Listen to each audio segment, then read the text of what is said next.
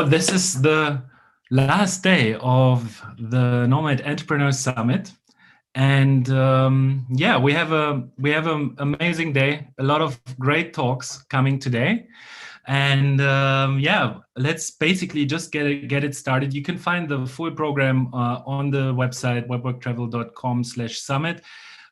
We'll be talking about a lot of struggles of nomads. We'll talk about all the great things that people can do, and I'm really excited to have Suzanne here talking. Yeah, see her talk for the first time. I think she's usually not sharing so much the story or giving talks, but we've known each other for I think over 10 years, right? Almost 10 years, a little bit more. Almost, I think so, yeah. Yeah, and we met in Tarifa, and Suzanne was basically one of the first nomad that I met in Tarifa. And yeah, since then we've been in touch, and she sailed across the Atlantic 5-6 times in that time. Four times. And she's built the Ocean Nomads community, and now she switched to van life, and she's just going to talk a little bit about all these different things and the way how she runs her life. I think it's very inspiring talk, and yeah, really looking forward to hear what you have to share with us today. I am now going to give you the possibility to share your presentation here. So yeah, this should work now. We are going to check if this is working, and then I hope you enjoy the day. Again, at the end of the day, we have a present, and yeah, so we would love to have you here with us the whole day. Is it working for you? Yeah, we're just checking. Okay. Yes, this works well, Suzanne. You see it? Yes, yes. We can see it. We can see you well. And we're looking forward to your talk. I'm going to zoom out now. And when you have any questions, please write them down. We can ask Suzanne at the end of the talk. And now we're going to listen. Great to have you here. All right. Good morning, everyone. I'm tuning in here from Fuerteventura, from my little camper van. And today I'm hoping to excite you about the Ocean Nomads lifestyle. I've already seen some of your presentations this week about how to build a business, make profit, create courses. Super insightful. And I have lots to learn. But I'm going to share a little bit more about the nomadic life, the sailboat life, the camper van life, and some of the challenges and rewards that come with it, and also how you can get into this lifestyle as well, particularly the sailboat way of life, which is something I've been doing for a couple of years. I have one question for you. I'm curious, who here at the moment is actually nomading with their house, whether it's either a sailboat or a camper van or a bicycle or a tent? Who here is doing that? And if you're not, is this something that you aspire to do? Well, maybe after this talk, you getting more curious to this lifestyle, or you think like, no, this is not for me. So let me share a little bit about who am I. For about 15 years now, I've been living a simple nomadic life, and the ocean has my heart. I didn't grow up near the ocean, but over the years, I learned to dive, to kitesurf, to surf, to free dive. And there was only just one way to go for me. It was going to the sea. I had to move to the sea. And for a couple of years, I lived more at sea than on the land. Sailboat hitchhiking, about 30,000 miles, and also then delivering sailboats, taking care of sailboats, and later organizing sailing adventures as well. I stepped back for a moment from the sailing life, and now I'm living in a little camper van, which is my first house, which is my first car. And I'll share a bit more about that in a second. I am the author of Ocean Nomad, a book, a travel guide I wrote about hitchhiking on sailing boats. And I'm the founder of the Ocean Nomads Community. I also have a blog called Oceanpreneur, where I share about the conscious nomadic living and sailboat travel and zero waste nomading. So why do I choose this lifestyle? It's very simple. For me, it's the connection to nature and curiosity.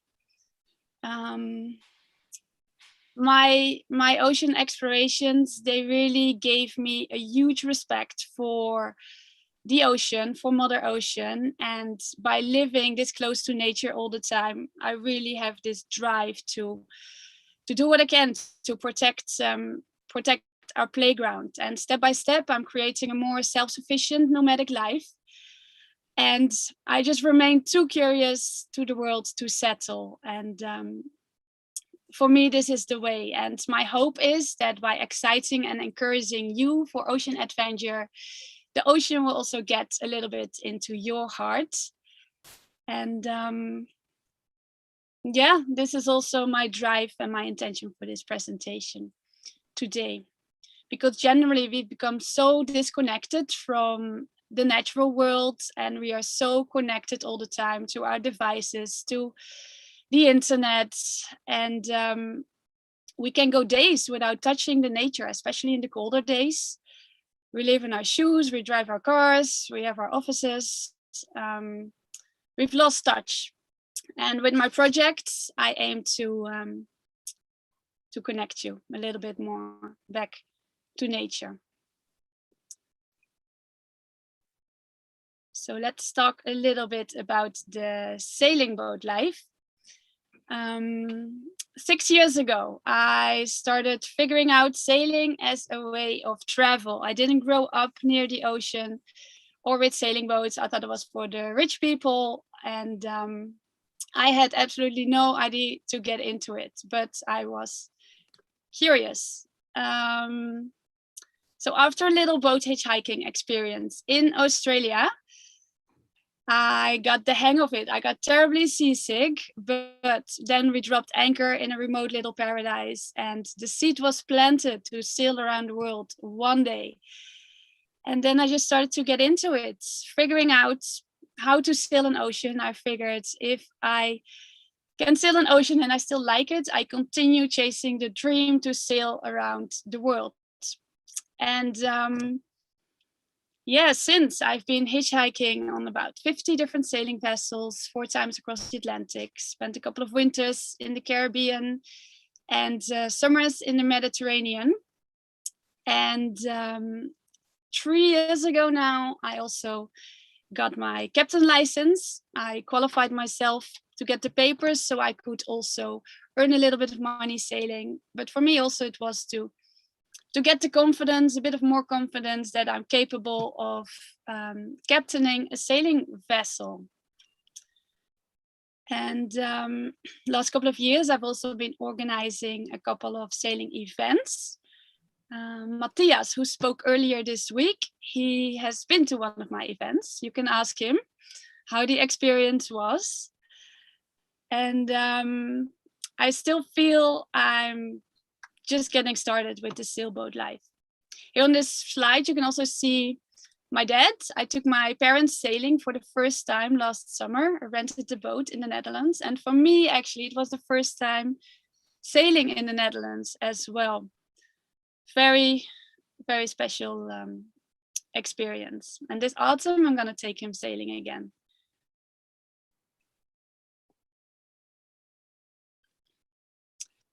And this is me on a boat. I took care of a boat for a couple of months as well to experience what it's like to actually own a boat.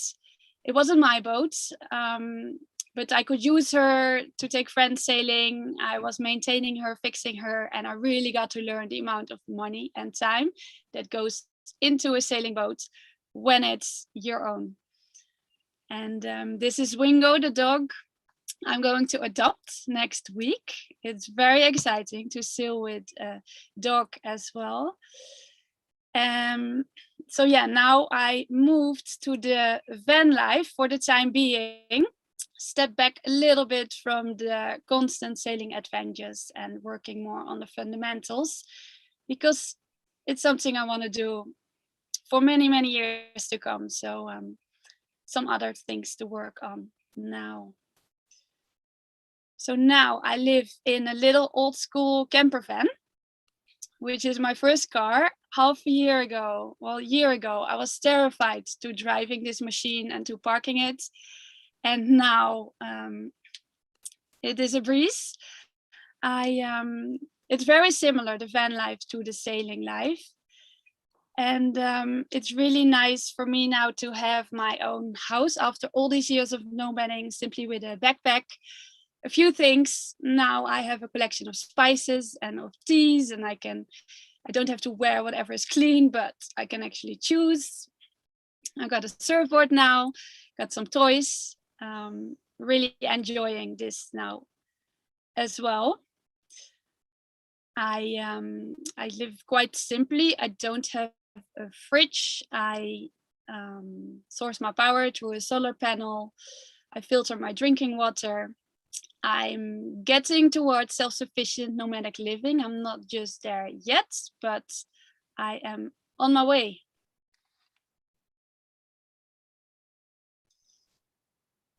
So sailboat life versus camper van life. What I really appreciate now on the camper van life is that I'm slightly less ruled by the weather. I say slightly because I'm still obsessively checking the weather for the best waves of the day. But I have 8-hour nights of sleep and no dragging anchors. And this is something I appreciate about the van life. Also, it's a little bit easier to manage it alone. Problem solving, and in terms of time and money, it's a little bit more accessible. And the sailing life just brings next level exploration, disconnection, and power by nature, not to achieve in any other way. Sailing into a new country or new place, I haven't experienced anything else like it, and that what makes especially the sailing life very, very special. But whether it's by camper van or by sailing, slow traveling nomadically with your own house is a mix of freedom, connection to nature, and simplicity that I don't seem beatable in any other way. And it comes with tons of challenges too, which I will talk a little bit about in a moment. But there's always trade-offs, right? That's life, that's adventure, and that builds our characters as well. So what are some of the challenges with this lifestyle? The weather. I am ruled by the weather, especially when sailing, and not by an agenda. I don't have an agenda. The weather determines my schedule, basically.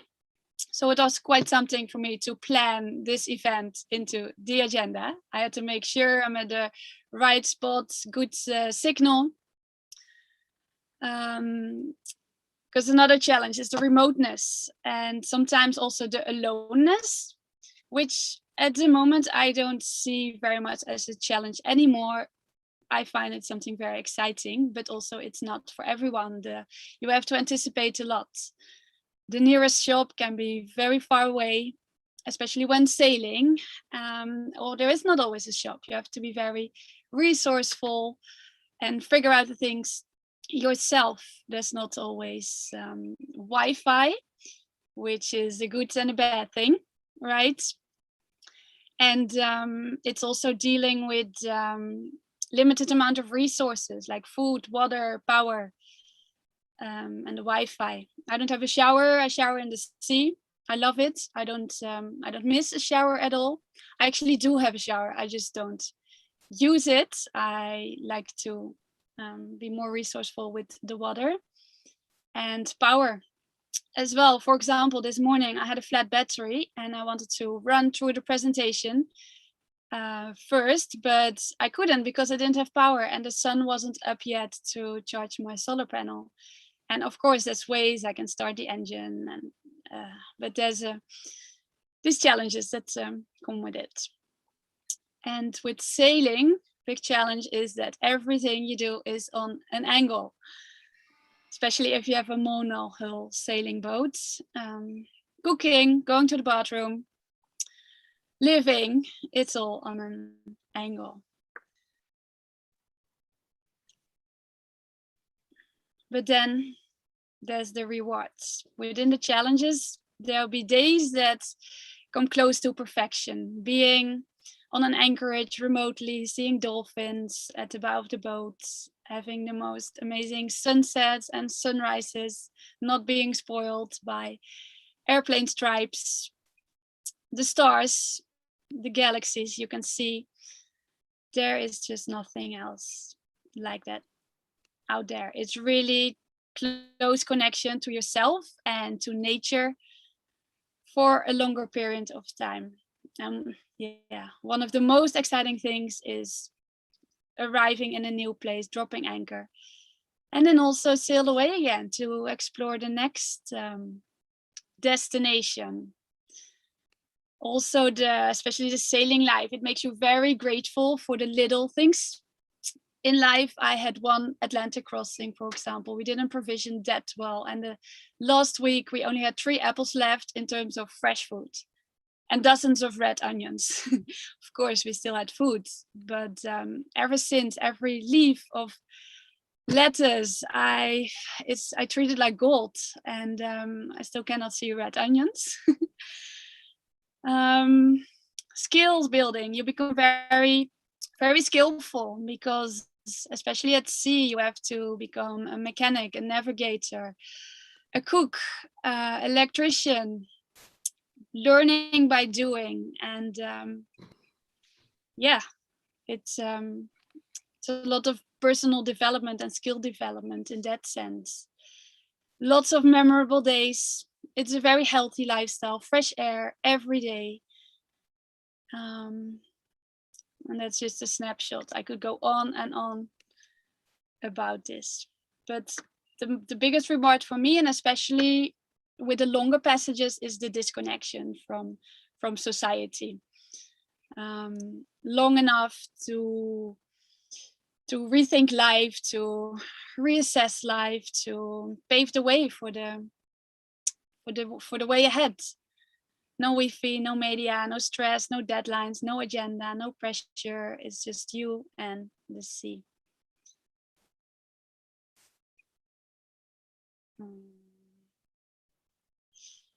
And what does all this bring you? Like I said, skillfulness. Here we're drying seaweed on the line of the boat. Natural awareness. You become very aware of the natural world around you. You see the beauty, you see the good, you see the bad. And this inspires, and this is eye-opening. Seeing parades of plastic in the middle of the Atlantic, man-made things that don't belong there. They really get to you and get to your heart. And this triggers and this drives to make a change. And it makes you realize how disconnected we are in daily lives from the nature. It makes us think the impact we have as people and as individuals. On every ocean crossing I've done, I've seen so much plastic floating, and also the places that you arrive in, the islands, the amount you can see on the beaches where there is no one living. It's just sad to see, and it triggers. It motivates big time to act, to turn the tide of these ocean challenges.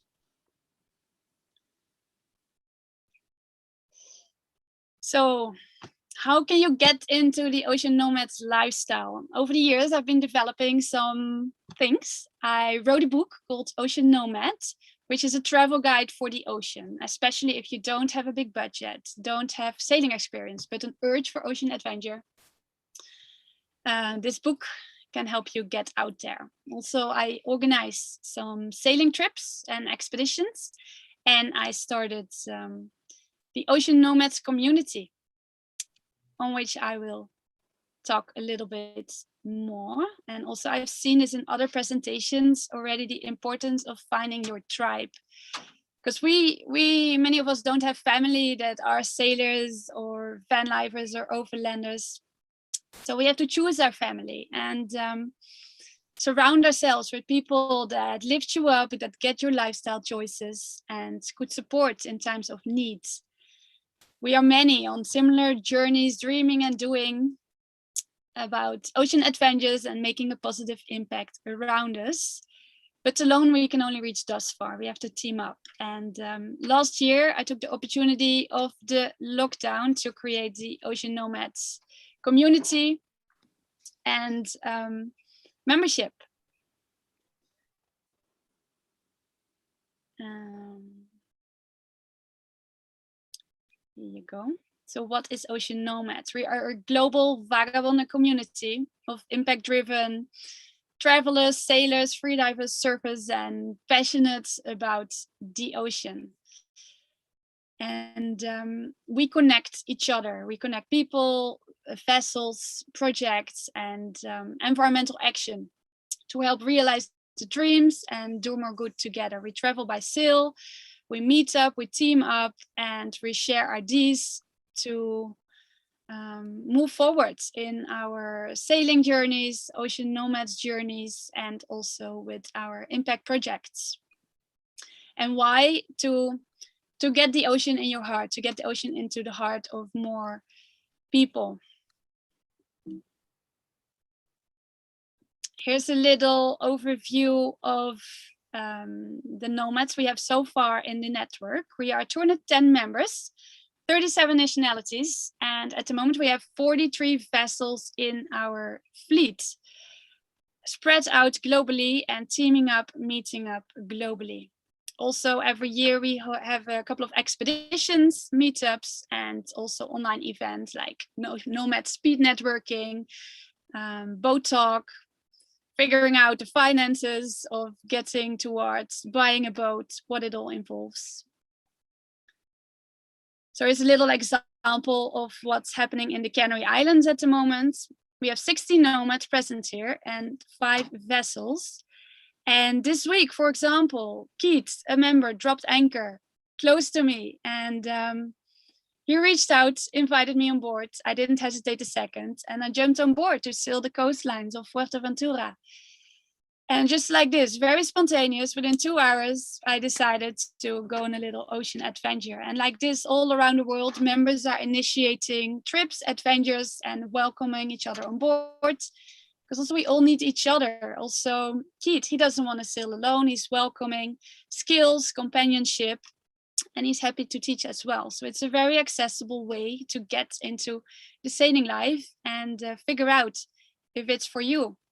On this slide, you can also see Johannes. He was in a freedive course that I organized in the north of Fuerteventura. He learned about Ocean Nomads, and literally 3 days later, he jumped on board another vessel to have his first sailing experience. And we saw some pilot whales this week as well, as you can see in the photo. Another example, Ocean Nomads in Portugal, where we have currently 18 nomads and 4 vessels. We just had Tomaatje arriving from the Netherlands. He prepared his vessel for circumnavigation, took him 3 years, and now he's in Portugal and he's looking for more crew as well. He's gonna sail the coast of Portugal very soon. And expeditions are a big part of Ocean Nomads. This is actually how it all started. I got my captain's license, started to renting boats so I could take other people sailing and share what the magic is all about. And we grew many little different families. And I was just looking for more ways to connect all of us to each other. Last year, the events unfortunately had to cancel everything. But we're back, and this year I have 3 very exciting events planned. This autumn, we're going to sail from the Netherlands to Madeira and Madeira to the Canary Islands. And this summer in Galicia, I'm organizing a Camino de Santiago by sea. And then there's lots of member-initiated meetups and ocean adventures as well. And you can join these adventures as a member, but also if you're not a member yet, and learn about the sailing lifestyle. One of my favorite quotes from Jacques Cousteau: "We must go and see for ourselves." Experience is everything, and learning by doing. And I believe only when you see the good, the bad, the ugly with your own eyes, then it really excites and it really triggers. And that's my mission, to get the ocean into your heart. I have my website, oceanpreneur.co, which is my blog. And then you can also follow me on Oceanpreneur, Instagram, or the Ocean Nomads community to learn more what all our members are up to. I created a little discount code for you, specifically for people watching this presentation. Nomad Summit, to download or to buy the hard copy book, this one. And also this weekend, Ocean Nomads membership exists exactly 1 year, and I've wrapped up the founding membership opportunity. Now you can become a Nomad member, Vessel member, or Impact Entrepreneur member. But specifically for this occasion, I like to invite you as a founding member. We are still starting, it's still the beginning. You simply have to drop your email address on the link I share here, and I will send you the invite. Thank you very much for listening to my presentation. I hope I excited you a little bit about nomadic living with your house, whether it's a van or a sailboat, and get out there in nature. Thank you. And let me know any questions that you may have. That was very exciting, Susanna. Thanks a lot. I sent all the links to Ocean Nomads, Oceanpreneur, Ocean Nomad membership in the chat, so people can explore more. And I would like to also add from myself that I kind of know what you're talking about, because last year I spent 2 weeks traveling between different islands of Greece. So it was a really cool experience. And also twice I did trips in Australia and in the United States by camper vans. So it's really similar, I would say. There is a lot of work near the sailboat and near the camper van, both, right? So it's very, very special. It's very, very special occasion. May I ask you, because this, it looks like a dream, right? And in many cases, it feels like a dream. But I believe this is definitely not activity for everyone, right? So most people in the modern 21st society probably would not be able to handle this kind of lifestyle. So can you tell, definitely everybody will enjoy, yes, but for whom it is not? For whom this lifestyle is not like okay-ish, yes, to follow, because I personally, I really enjoyed it. I also think people who did not. Hello. The connection just dropped for a second, but I can see you now. For who it's not? Good question. I guess for people who kind of need the little luxuries of life, or feel they need it, because every little daily activity takes some anticipation and time. A simple thing like going to the bathroom or having a shower or doing the laundry. It can be a daily event to just get your things sorted, or like finding connection if you have a meeting, if you always need to have a good Wi-Fi connection, for example. So you mean like more like accessibility to a high standard of living? But for example, my camper van in the United States, it was Class A, and it had 36 square meters. So it's basically like a normal studio, right? It was 10 meters long, 30 feet, 34 feet. So it was like a sailboat. And for those of you who didn't see the presentation on the first day, we had a great presentation of Pantelis, how he is managing his restaurant in London, living on a catamaran in Greece. And his conditions looked very, very comfortable there, right? So there are probably different standards, and that's the beauty of that kind of vehicles you have on the boat, on the ground, that probably with a little bit more of money or some other ways, joining similar communities or your community as you provide, it's possible also to get access to this more prime things, I believe. So it's limitless. There's a whole variety of kinds of sailboat travelers and van lifers. You can go as wild, as luxurious as you desire. No, but with every bigger vessel or camper van comes also and more money, but also more technological advances, more resources, things to manage like batteries, electricity, these kind of things. I choose not to have a fridge also because I don't need it, but also I would need more battery capacity, more solar capacity. I really like to keep things simple. But yeah, I think if you set your mind to it, this lifestyle could be for everyone. And what I wanted to say is, you're living in a smaller space, or especially if you're living with others, you have to be very adaptable because you're constantly living with each other as well. Now I'm living alone, so it's easy, but you have to be able to live in a small space, right? Unless you rent a 36 square meter camper van. And also, if you are in the nice weather zones, the whole outdoors, the whole nature is your playground. So actually, you have all the space in the world. Thank you so much, Suzanne. Actually, I have one more question for you, because that is a great transition how we can even talk to, introduce our next speaker as well.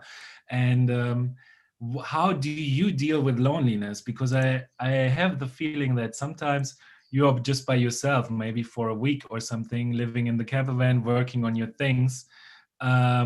Is it something for you? Yeah, just like maybe you have some thoughts on this, because Sherina will be talking about this now, but it would be nice to hear this from your point of view. Yeah, I'm looking forward to listen to her talk as well. I am alone a lot, but I cannot remember last time I actually felt lonely. These are different things.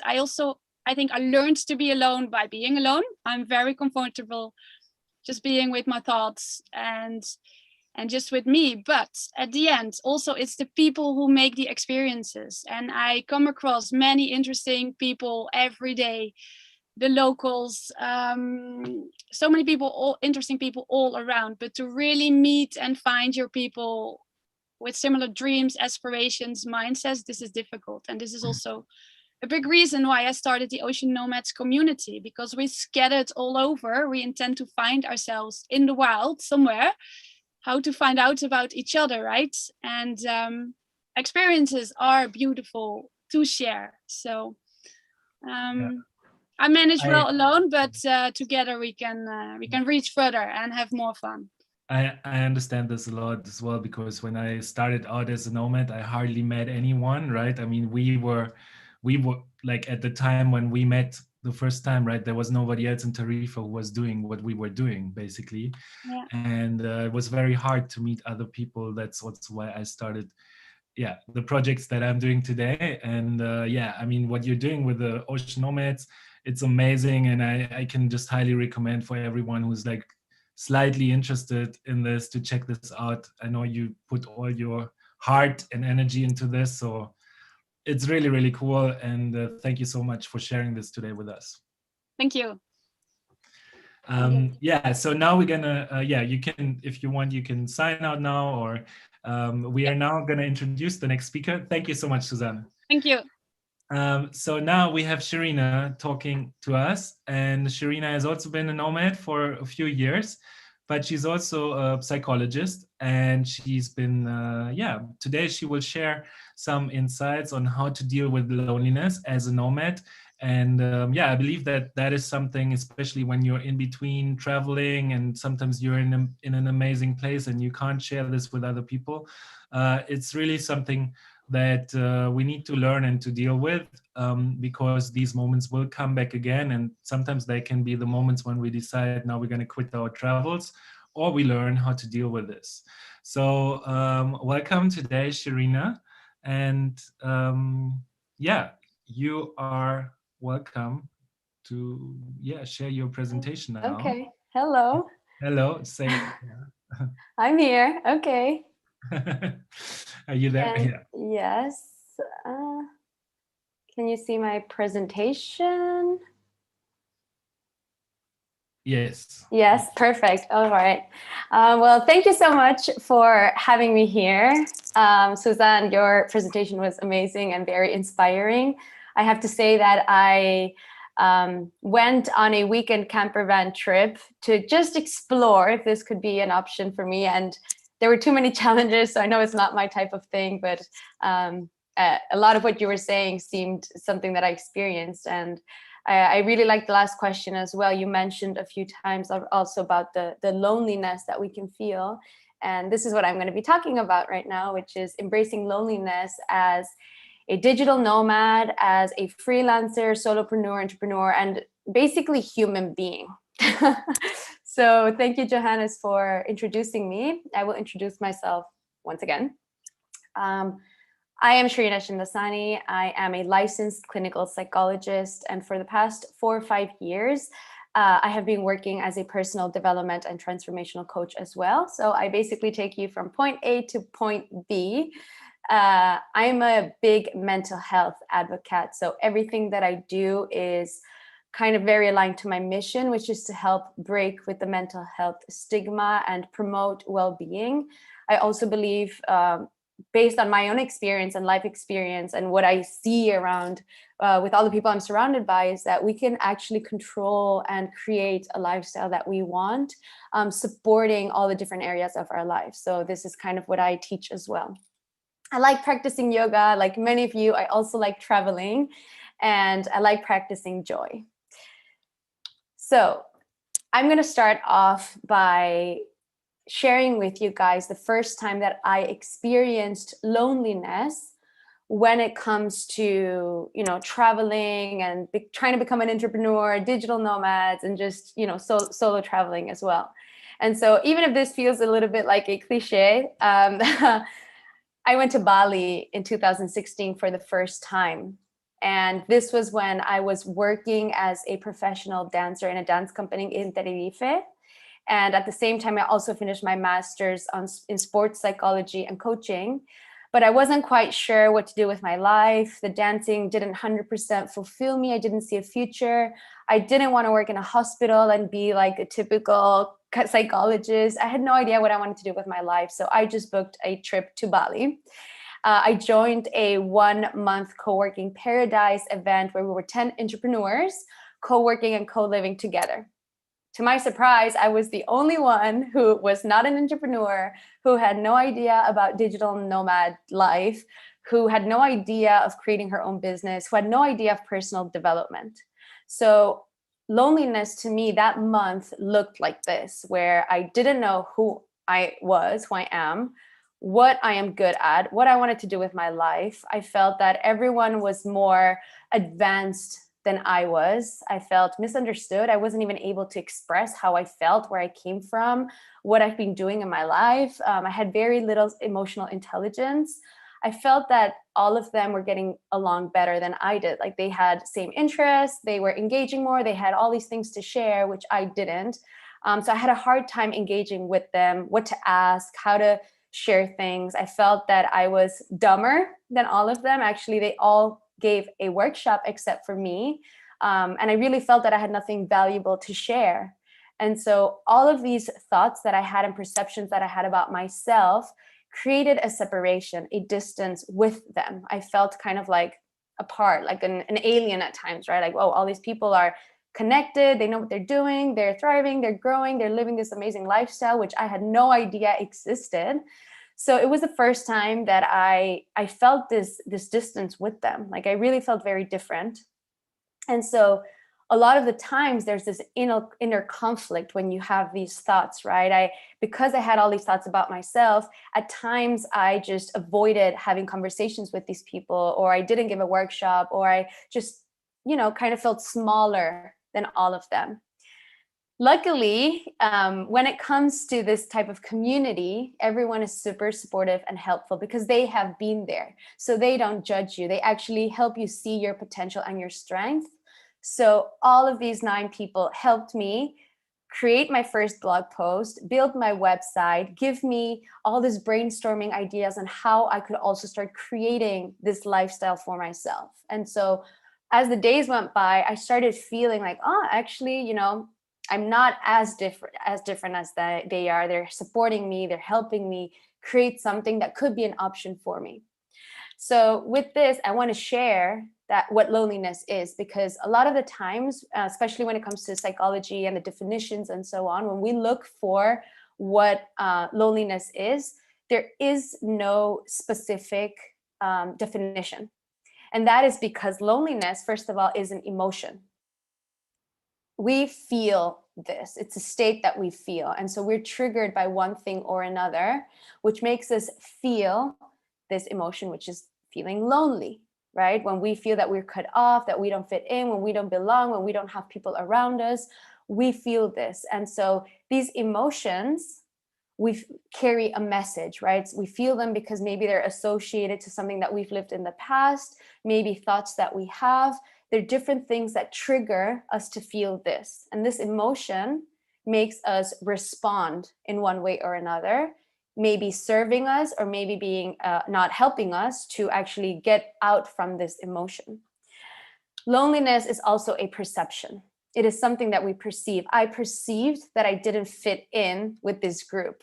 Imagine that I was also at a mastermind event with 10 wonderful women, and I perceive that they are all having all these conversations within each other, and I kind of feel left out, or that they are kind of ignoring me. Because I have this perception of myself in regards to all of these people, I am activating this emotion of feeling lonely. And then it's important how I'm responding to it, because maybe if I feel this way, then I will be intensifying the thoughts of me being more insecure, or having a social anxiety, or they don't really like me, or no one is going to invite me ever again. And my response to this is maybe me sitting in a corner and not even engaging with them. So again, I'm feeling lonelier. Loneliness is subjective. And this is important to know as well, because it's not something that we can easily observe, right? It's not like you go around and you see someone, you're like, oh, this person's lonely. When you look at like the psychological disorders, for example, you have certain traits, right? And so someone classifying to these traits, then they are labeled as they have this or they have that. But when it comes to loneliness, because it's an emotion, because it's a perception, because it's subjective, it's something very personal. So everything is valid. Whatever makes you feel lonely is valid, right? And also something to point out here is that this really brings us the awareness that we cannot really judge others, because if someone feels this way, they feel this way. And if you feel it for some other reason, then you feel it that way, right? And also something to add here is that the reasons behind and the causes behind these emotions are also very personal. The reasons that I'm feeling happy or sad today are very different to what makes you feel happy or sad. So it's really important to keep this in mind. Loneliness is uncomfortable. And so when we feel lonely, it is painful. It's a painful emotion. And so a lot of the times we try to suppress it, we try to ignore it, we try to kind of, not pay attention to it because it just makes us feel bad. But it is important to know that when we do this, when we avoid and when we ignore and when we hide, what we're actually doing is intensifying this emotion. The same goes when we feel anxiety or when we feel stressed. When we kind of avoid the thing that's making us feel this, we're actually intensifying the whole thing. So what we actually have to do is kind of go towards it and figure out, like embrace it, let us feel it, and then decide how we can respond instead to cultivate something that we do want. And the last thing is about loneliness that I think is super important is a lack of deep emotional connection. I'm sure that many of you resonate with moments where you have gone to a bunch of events, you've been around a lot of people, you're invited to so many lunches and brunches and masterminds and trips, and you have all these gatherings and you're surrounded by people that in the end of the day, you feel lonely. And that is because we have a lack of emotional connection. We have a lack of intimacy. And this doesn't mean having a love relationship. This means having friendships with people that you resonate with, where you can be raw, where you can be real, where you can be vulnerable. Vulnerability actually makes us come together. But when we don't have these type of relationships, when we're unable to engage and share what we really feel, think, what's going on within us, we have a separation again with people, and this makes us feel lonely. So we enter in this loop, right? As I was explaining, we have a situation that triggers us, and we perceive the situation as good, bad, or however it is, and we activate this emotion and we feel lonely. This emotion makes us behave in one way or another, right? The loneliness may cause us feeling more insecure, unworthy, like we don't belong there. We cultivate social anxiety. We have all these intrusive thoughts about ourselves. And so this makes us respond. And so our behavior may be self-isolation, unable to express our emotions. Maybe we're just removing ourselves from these events. We have a hard time engaging with people or having these deep connections. And so this ultimately makes us feel even more lonely. And so we end up in this loop where the situation, the loneliness, the thoughts, the behaviors make us feel more and more lonely. And we end up in this bubble, right? And we can even cultivate unwanted behaviors, maladaptive behaviors. And something that has been tested and proven is that some people have compulsive reactions to this. So maybe people hold on to like materialistic goods. So they're constantly just buying things and buying things and buying this, trying to get over this loneliness. There are many other different behavioral responses that is different to each and every one of us. That's why it's important to first bring awareness and identify how this looks for you and what your cycle looks like. Is it a thought? Is it a past experience? Is it something that someone's doing? Is it the environment that you're in? And how are you responding to all of this? So my story doesn't end there to that experience. Actually, fast forwarding my life, all these years, I have actually worked on myself. I've done a lot of personal development activities. I have been on a transformational journey. I have been able to work and travel and balance this out, build my own business, become self-employed. And all of these parts I have been covered. I've also had the chance to be part of a community, a digital nomad community, mainly through the Nomad Cruise. So thank you for that. But loneliness today means different to me. I still experience it, but in a different way. And so currently I am in Ibiza, not the best weather today, but here I am. And loneliness to me right now means, oh my God, I am separated. I am far away from my family. And I see them having all of these events back home, and I feel lonely because I'm not part of what they're doing. Loneliness to me right now feels like, oh my God, how do I make new friends here, especially with the situation that we're currently living? I want to go to an event. Who do I go with? Where are my accountability partners? Where are my mastermind girls? Where do I share what my ideas, my projects? I'm always also on my computer, and I have little physical interactions with people. So all of these things make me feel lonely at times, even if other stuff that used to make me feel lonely are now covered. So the reason I'm sharing this is because loneliness is a human experience. We all feel it at any given moment, in any situation, and it's all valid. So we really have to allow ourselves to feel it, because in one moment in your life, maybe you're beginning your journey as an entrepreneur, as a digital nomad, and you might be facing some challenges which make you feel lonely and separated from someone else. And maybe you are 3 years in digital nomadism, or you're 10 years into this, and you also experience it, but in a different way. So it is very personal. And again, I think it's very important that every one of us kind of has this moment of reflection. Oops. Let me see. There we go. There we go. So again, what can cause loneliness? It is very different for each and every one of us. It can be you have social anxiety where you have a hard time engaging with others. You might have a fear of missing out, but you want to engage, but because you have all these thoughts about yourself, and you remove yourself and you don't know how to kind of communicate with others. And this makes you feel very stressed and tensed.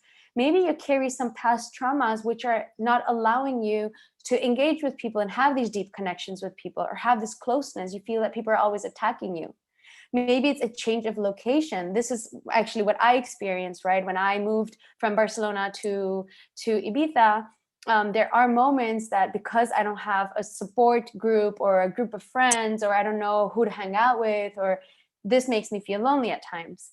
Poor self-esteem, the way you perceive yourself, when you think low of yourself, that you don't have the ability to connect with people, that you don't have enough value to offer, if you don't have the same interests as people, and you're not good enough, and all of these things also create the separation with others. Low self-awareness, this one has been the biggest one for me. Not knowing about myself, not knowing how my thought processes work, not identifying what I feel, how I respond to different situations, how I manage stress, how I manage being in a huge environment with a lot of people. All of these things really make me just respond impulsively to situations and not really being mindful and responsible of what I'm doing. So this also can make you feel very lonely. Unclear values. A lot of the times when we are around people that don't share the same values or life perspective or life mission or whatever, we feel a disconnection with them. We don't feel understood. We don't feel this connection. So we just have a hard time connecting. Your own beliefs. As I said, at least in my situation at the beginning, the beliefs I had about myself, the perceptions I had about myself, made me feel very lonely, because I felt I was the only one going through these things, that I was weird, that I was, not like others, that I was less than, and all of these things really also made me feel that I'm lonely. So I just stuck to my little own bubble. The lack of assertiveness. This one's very important also when you're starting your journey, because assertiveness means that you have the ability to ask for what you want and you need. And I remember at the beginning of my journey, I had a hard time asking all those people around me, like, hey, so, how do I start a blog post? And how do I make a community? What books do I have to read? And I need to kind of have a deeper conversation with someone, or I would love to go to yoga with you. Like, having the hard time to ask for what you really want and need also makes you feel very lonely. Lack of common interests, lack of emotional connection, lack of having a healthy relationship with yourself. And I'm going to cover this a little bit further in this presentation. This has been the key to everything. And I think Suzanne also explained this a little bit, of learning how to be alone, which is very different than feeling lonely. So the common effects of loneliness, if we don't really pay attention to it, we can have depression, we can feel stressed, we just really remove ourselves from the picture, and we just experience social isolation. And this isolation makes us feel even more and more and more apart from others, and really makes us feel that we're just solo in this world. Again, that I said, we have compulsive buying behaviors, where you're just buying and buying a lot of things because that's a way to cover up for this loneliness. So the material goods are what's kind of keeping you together. Getting into and or staying in an unhealthy relationship. And this one is a very, very common one. We stay in toxic relationships. We are around people that make us feel unhappy and low and not good enough, and just we don't really even have anything in common with them, but we hang along, we stick to them because we feel that's the only option we have, even if they're making us feel bad. Substance abuse, and eventually stress. So it's just important to bring the awareness when you're doing your own self-reflection on what is making me feel lonely. What are the causes? Like, what am I doing? What are the symptoms around? Because these are the things that we can modify. These are the things that we can work on, and not other stuff. So just take a quick moment now to reflect on how are you responding to loneliness, and how is it influencing your life? Because again, I feel that what we're missing at times is the awareness, right? We try to ignore it. We try to cover up with other things. We distract ourselves. We come up with a bunch of ideas to not work through the loneliness, to not work through the emotion. But again, emotions are always there. It's a human experience. We're always going to feel them. So it's better to embrace it. It's better to bring the awareness and to reflect, how in my life am I feeling this? What is causing me to feel this? And how is it influencing my life? Do I like it? Do I not like it? What can I do about it? And the cool part is that actually you can do something about it. There are always options, but you really have to take this ownership once you bring the awareness. So great. Now I'm going to just go ahead and give you guys 5 ways to manage this loneliness. The first one, as I said, the awareness. You need to identify what loneliness means to you. How does it look like in your life, in your situation, in your conditions? So these are some questions that can help you out. What does loneliness mean to you? What makes you feel lonely? What triggers this emotion? Where in your body you're feeling this emotion? And most importantly, how are you responding to it? Are you intensifying the emotion by isolating yourself, by buying compulsively material goods, by not engaging with others, by not asking for the support and love or guidance that you need? What is going on? The more awareness we bring, the more we know. And the more we know, the easier it is for us to manage and change things that are not working for us. So a good way for you to do this is something that we use in cognitive behavior therapy, which is just a log, a tracker, where for a whole week, for 2 weeks, 3 weeks, however long you need it, you are just tracking and noting down the situations that are making you feel low, stressed, lonely, whatsoever. What your thoughts were around it and how you behaved, how you respond, which was your initial response mechanism. Because when we do this, we're able to see our patterns. And once you're able to see like, wow, every time I'm around these type of people, I feel low, I feel lonely, and this is how I respond to it, and this is the outcome. So when we're able to identify this, when you're able to bring this awareness, you can then figure out alternative response mechanisms. Like, all right, so instead of me removing myself, maybe I have to engage more in a conversation, or maybe I have to ask for this, or maybe I have to, go to this event, and manage yourself in a way to get the outcome that you want. The next thing is to build your network circle. And this is something very common. It's something that we all say, but we don't do this, right? So something that I would do is I think about my inner circle. And this inner circle can be 3 people, 5 people, 10 people. It's okay that it's reduced. The important part is that this circle is rich, that this person includes your family members, your childhood friends, your colleagues, your love partner, whoever you consider you can be real with, that you can feel comfortable with, that you can share your things. It's really important here to understand that quality is more important than quantity. And so when you're traveling all around, we are constantly going to events, meetups, summits, conferences, and all of these things. And so we're just going. But at the end of the day, we feel that we don't have this inner circle. Like, who do I go to tell them that today I have a low day? What resources do they have? Or to hang out and have a coconut in the beach, or to just have a mastermind session, a brainstorm session. We need to really focus on identifying who these people are and nourishing them. So once you do this, the next things that you are going to do is to make sure that you block time to nourish these relationships. So you either block time to have Zoom calls, you send your friend a blog post that you think she would like, you send a message to someone you appreciate, you send your mom flowers, or you tell her how grateful you are, but you nourish these type of people, these inner circles, because this is your support system. These are the ones that you have always, and you can always have access to them. The next thing is build a relationship with yourself. This is I think when it comes to entrepreneurship and digital nomads, the most important part is you build a relationship with yourself, because a lot of the times you are going to be alone. But there is a difference from feeling lonely to solitude, right? To being alone. And so here comes all the self-awareness part, where you are having this time with yourself. You're reflecting, you're asking yourself questions, you're journaling, you're reading books, you're figuring out your interests, your values, what you like, what you don't like, the lifestyle that you want to live. You're just taking yourself on a date, and you're facing your fears, you're facing your raw, authentic self, you're being vulnerable with yourself.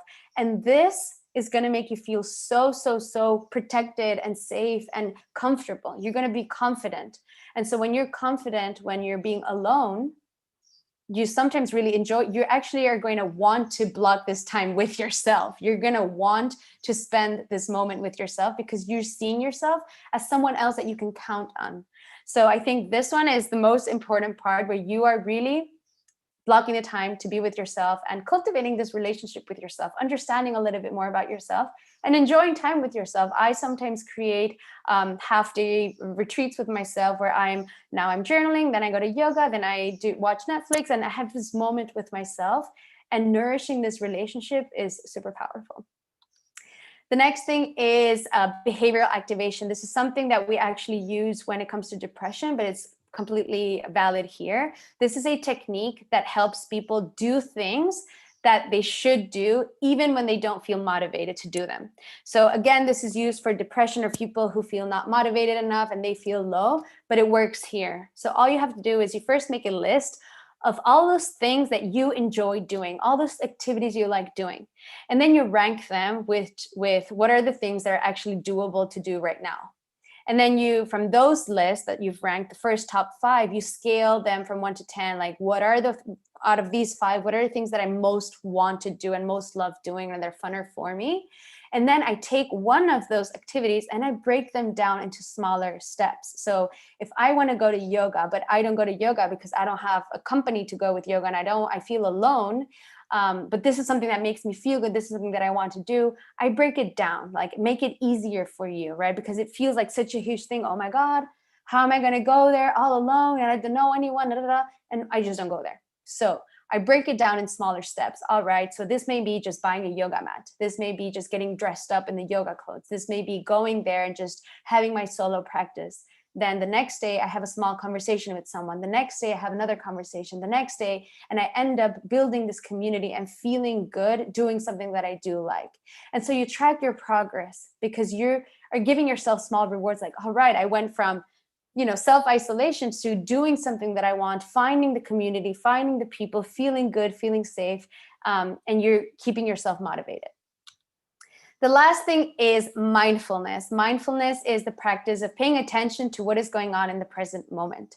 Mindfulness really is about you observing and noticing what is happening in your internal world. So what you think about yourself, what you're feeling, and all of these responses, and what's happening in your external world. So what people are making you feel low, what people are making you feel good, what is going on in your environment. Are you having social anxiety because you're around a lot of people? Do you feel lonely here and there? Really observing and noticing what is going on without judging yourself. We're not here to, self-sabotage yourself or judge yourself of, oh my God, you did this and now they don't want you here and people don't like me and you're going to be lonely and you're not going to be invited here, and look at my friend having all these events. And it's not about this. It's really about being mindful and, all right, based on my conditioning, based on my lifestyle, based on my resources, based on my progress, where am I right now? And being mindful about, how do I feel? How am I responding? What can I do now, right? Because it's really about this, bringing the awareness, identifying, and then deciding differently. So the takeaways of this session is that loneliness is an emotion. It's something that we're all going to experience, right? It's human experience that we're all going to go through. It's a perception, so it's very different for each and every one of us. For me, loneliness happens when we lack deep connections. And so now we know that we have this awareness to create our inner circle, nurture them, and really figure out what our values are, what are the things that we need and interest us, and try to go out, take different actions so we can attract more of what we do want. Self-awareness is key. You need to know your values, you need to know your interests, you need to understand your thought processes, where you're coming from, your behavioral patterns, because the more you know yourself, the more confidence and the more you will know where to move around and what to give yourself at any given moment. Build a closer circle with your inner circle and nurture it. Cultivate the relationship with yourself. Practice mindfulness and know that you can take different actions if you want different outcomes. So thank you for being here. I am soon launching a 6-week program for women to kind of dive deeper into the self-awareness, building confidence, getting to know yourself, and really using your potential to create this life that you want. And so this program is called Blossom. like a flower, because I really believe that everyone has this light inside. And so it's really about time of nourishing it and using your potential, understanding yourself, using all that you have to co-create something that is more serving and create the life that you want. So this is going to be a group coaching where we have 6 calls, live sessions, there are video modules, workbooks, accountability group, and access to a community. So if you're interested, please make sure that you message me through email. You can find me on Instagram. You can check my website and to know more about it as well. And other than that, thank you for being here, and I'm happy to answer your questions. May I ask, Sherina, thanks Sure. a lot for such a beautiful talk, very deep talk. And probably as you, as Johannes, as many other nomads, at least in my experience for the last 10 years, I've seen many people all around, right? And it's hard to generalize, but if to divide, let's say, this bunch of group to 2 camps, I can see that in one camp, there are people who are nomading because they're trying to run away from something. And in the second camp, there are people who are nomading because they want to acquire something, right? So what I notice is that people who are running away, they just try to settle their own problems by changing location. But they're not like solving the problem by this, right? And they keep moving, chasing. They have 2 months here, everything is not right, they continue and so on. And then there are people who are changing locations, getting some experiences, learning new language, getting some business skill, and they enrich themselves. What could you suggest to people from the first camp that try to run away from their problems? Yes, this is an excellent question. And I think it's something that we've had many conversations around. Yes, there are a lot of people who believe that changing location or changing environment, you're going to run away from your problems. But the problem is this, that you're running away, trying to get to somewhere where you're never finding it. So I would really suggest that you really slow down. And I think this situation that we've lived this year has really made people sit in their homes with their thoughts and really facing their fears, their traumas, whatever they're actually hiding from. And it is a beautiful journey to just really be vulnerable with yourself. Allow yourself to expose yourself with what are those things that you're running from. Because again, I really think that, or that actually it's true. Like when we run away from these emotions or from those things that are painful for us and we don't embrace them, all we're doing is intensifying it. So it's never going to stop, and you're constantly going to be needing more and more and more. And yes, you can be changing locations, but you're also going to be chasing the wrong environments. You're never going to be focused on a specific project. You're just constantly trying to find distractions and things to kind of forget about the problem and kind of distract yourself. And so this is an open invitation, if you're in this situation, to really slow down. And even if it's painful, the outcomes afterwards are super rewarding, where you just really face it. You face it once, you go through the whole process, you get to understand what's going on, and you will feel relieved. And all the stress that you feel, the running away, the confusions, the maladaptive behaviors just really smoothen up. So I would really suggest, like, really stop running away, because you're honestly never going to find that place that you're looking for. You're going to find it once you face what you're actually hiding from or running away from. I think that okay, thank you. I think that a lot of people actually, they're not really running away, but they're just looking for other experiences because they think that this is better. So for example, in the past, for me, it was like, I just need to go kite surfing in Cape Town and then I know I'll be happy 100%. But the question that I could also ask myself is like, why am I not happy doing the other things, and then really exploring these things? And I think that at the end of the day, if we're just always running and jumping from one spot to the other, it's very good for us to know why are we actually doing this, and also look into this personal development topics. And this also has helped me really a lot, and yeah, can highly recommend that as well. And actually that is a nice way for us to go over to the next conversation, because now we want to talk about how to make this nomad lifestyle actually sustainable. And yeah, we are actually going to have quite an open conversation here. Sherina, if you like, you can stay. If you need to run away, it's also good, but maybe you can even give us some feedback on some things as well, because yeah, Rosanna suggested that instead of doing the talk, we will openly talk about these things, because actually I talked with Rosanna a lot in the past as well about how to make nomad lifestyle sustainable, and we always come with like new yeah, formulas or things. And so we'll just have an open conversation here, and you're free to stay as well, Sherina, if you like. Yeah. But let's introduce quickly Rosanna. So Rosanna, we met a long time, well, we met like 6 years ago, first just talking online. And then, yeah, at that time, also she started to organize small little meetups in Lisbon. And there wasn't really much of a nomad community. And then she teamed up with other people. And now today, Lisbon is known in Europe pretty much as the biggest hub for digital nomads. And if there's one person who is kind of key behind this movement and building this community in Lisbon, where they have hundreds of events almost happening each month, right? That is Rosanna. And maybe you just quickly want to talk a little bit about what you're doing in Lisbon, and then we talk about how to make this nomad life sustainable. Great. And what we learned from each other. Awesome. Hello, Cheers. Rosanna. Thank you. Nice to see you guys.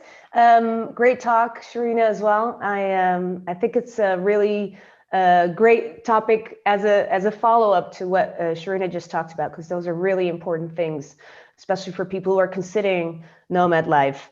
But to speak a bit about Lisbon, I'm Dutch, but also half Portuguese. And I kind of rediscovered Lisbon myself about 6 years ago when I was a baby nomad, let's call it that way.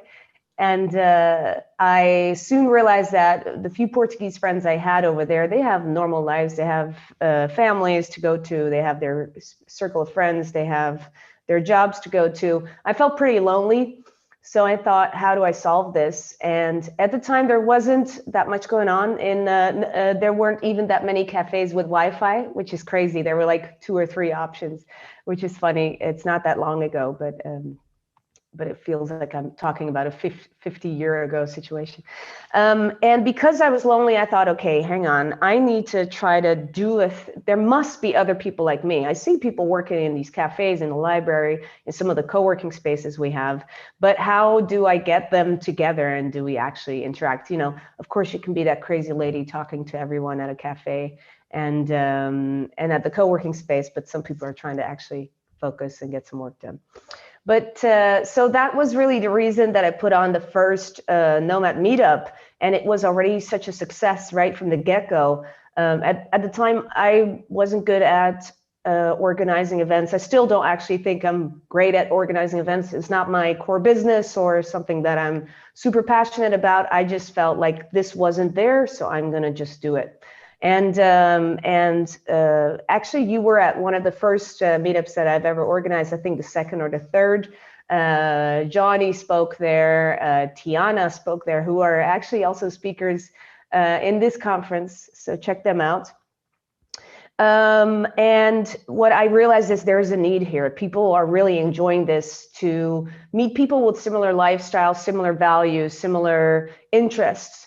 And this just became something that I became really passionate about. So luckily, there were more people who felt the same way. And Ash was the first person. And this actually made it into something that could happen on a more regular basis. So in the past 4 years, we've done the Digital Nomad Meetup every week on Thursday. And without fail. So even when it's Christmas or New Year's, we try to work around it, like depending on what day it falls. We're now a team of 10 organizers and growing. And we kind of work like a little machine. Everyone takes some responsibility. Everyone takes turns. We have our values. We have Slack. You know, we work like a little startup, but we're all volunteers. And we're only doing this. We're not doing this as a business or anything. We just love doing it, and we get a lot of good things from it too. We get amazing friends from it. We even get sometimes business contacts. We just have a good time in Lisbon, thanks to all of these meetups, and we do other kinds of events as well, skill sharing and volunteering, dinners, comedy nights. So yeah, there's a lot going on in Lisbon. If you've never visited us before, look us up on meetup.com, Lisbon Digital Nomads. We're about 10,000 members actually since this week, so pretty big. Awesome. So now we'll talk a little bit about how to make nomad life sustainable, and Yes. what comes to your mind on this topic. Yeah, there's a lot that comes to my mind because, I actually don't know how long you've been doing this, Sherina, but I know that Orest, Johannes, and I are like the dinosaurs of nomads pretty much. There's not that many people who do it as long as we've been doing. And I know that especially I put my nomad life a little bit on hold in the last year to sit out the COVID storm. And I think you also had a time, Johannes, where you were like, forget about nomad life. This is not what I want. But you came back. And but anyways, there's a couple of things that I want to talk about, especially because I get asked these questions a lot by people who are not nomadic. And so they make some assumptions, and I think often they're based on fears they have themselves. So I'll tell you what these assumptions or questions are, and maybe at the end we can go back to them. So they imagine that I'm lonely all the time, very fitting with what you just talked about, Sherina. They imagine that I have only superficial relationships because maybe they've been backpacking and they've repeated the same question 10 times a day. Hi, I'm Rosanna. I'm from the Netherlands. I do online marketing. Where are you going? Where did you just come from? And so yeah, they imagine that that's how I've been living my life for the last 6 years. They ask me, don't you want your own space and your own things? They ask me if I don't miss my friends all the time, assuming that my friends are all in one place and that I'm the one who left, right? And then also, that it's like immature to not settle down, right? So we don't necessarily have to talk about the right now. I'd like to kind of break it down, and maybe we can talk about some of these topics if that works for you guys. What do you think? Sure. Yeah, we just turned this into a panel. Hey, there you go. Okay, so fast travel versus slower travel. So the question here for this talk is, how could you do this for as long as you want, right? I don't mind if a sustainable nomad life for you means 3 years or 10 years or 20 years. It doesn't really matter. You can decide that for yourself. As long as it makes you happy, I would say that is the timing that you need. I don't plan ahead. I don't have a deadline for myself. Oh, I'm only going to do this for so many years. I'll figure it out. As long as it makes me happy, I will keep doing this. But a fast travel versus slower travel is definitely something that I've seen myself change a lot in the last years. Definitely from going pretty fast to pretty slow. When I just started, I was moving every 2 weeks, visiting different friends in different places every 2 weeks. And I found myself just rushing and taking care of logistics all the time, and then settling in, and then already leaving. But I'd like to hear what you guys did in the beginning and how maybe you're doing it right now. I think that would be interesting to hear. So for me, basically in the beginning, I did a lot of fast travel, and I was always like arriving in the one destination and researching the next. Started already researching where am I going to go next. And I figured that basically takes away a lot of my focus, and especially if you need to work, it's very, very difficult. If you need to build relationships, it's very, very difficult. If you just meet people 1 week, you're very unlikely that you will ever meet them again in your life, because you need to spend more time with people to build actually relationships. And so for me, it's never. In the first year, I was traveling like crazy, but also what I believe is that this is how a lot of nomads start their life, that they travel really, really fast. But then they this thirst for adventure and seeing something new every week gets replaced by, actually, I need to build relationships and I need to have some kind of belonging. So that was my experience on travel. I think Orest has got a little bit of a different setup. So tell us, Orest. In my case, like, first of all, I talked a little bit about this on my presentation, but in short, starting back 10 years ago, I was making these long trips in winter, like leaving in October and coming back home by Easter approximately. So we're talking about 5-month trip. And since I am one of those crazy guys who is chasing to visit every country in the world, currently I am behind 120.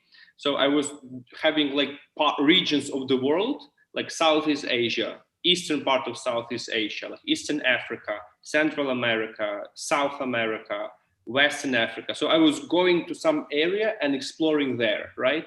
And then having one large expensive flight, like one way back, right? For example, there in the area and back.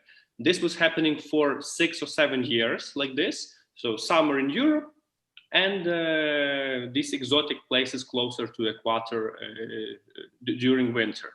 But then what happened is that, first of all, I ran out of areas where you can spend so much time exploring different places.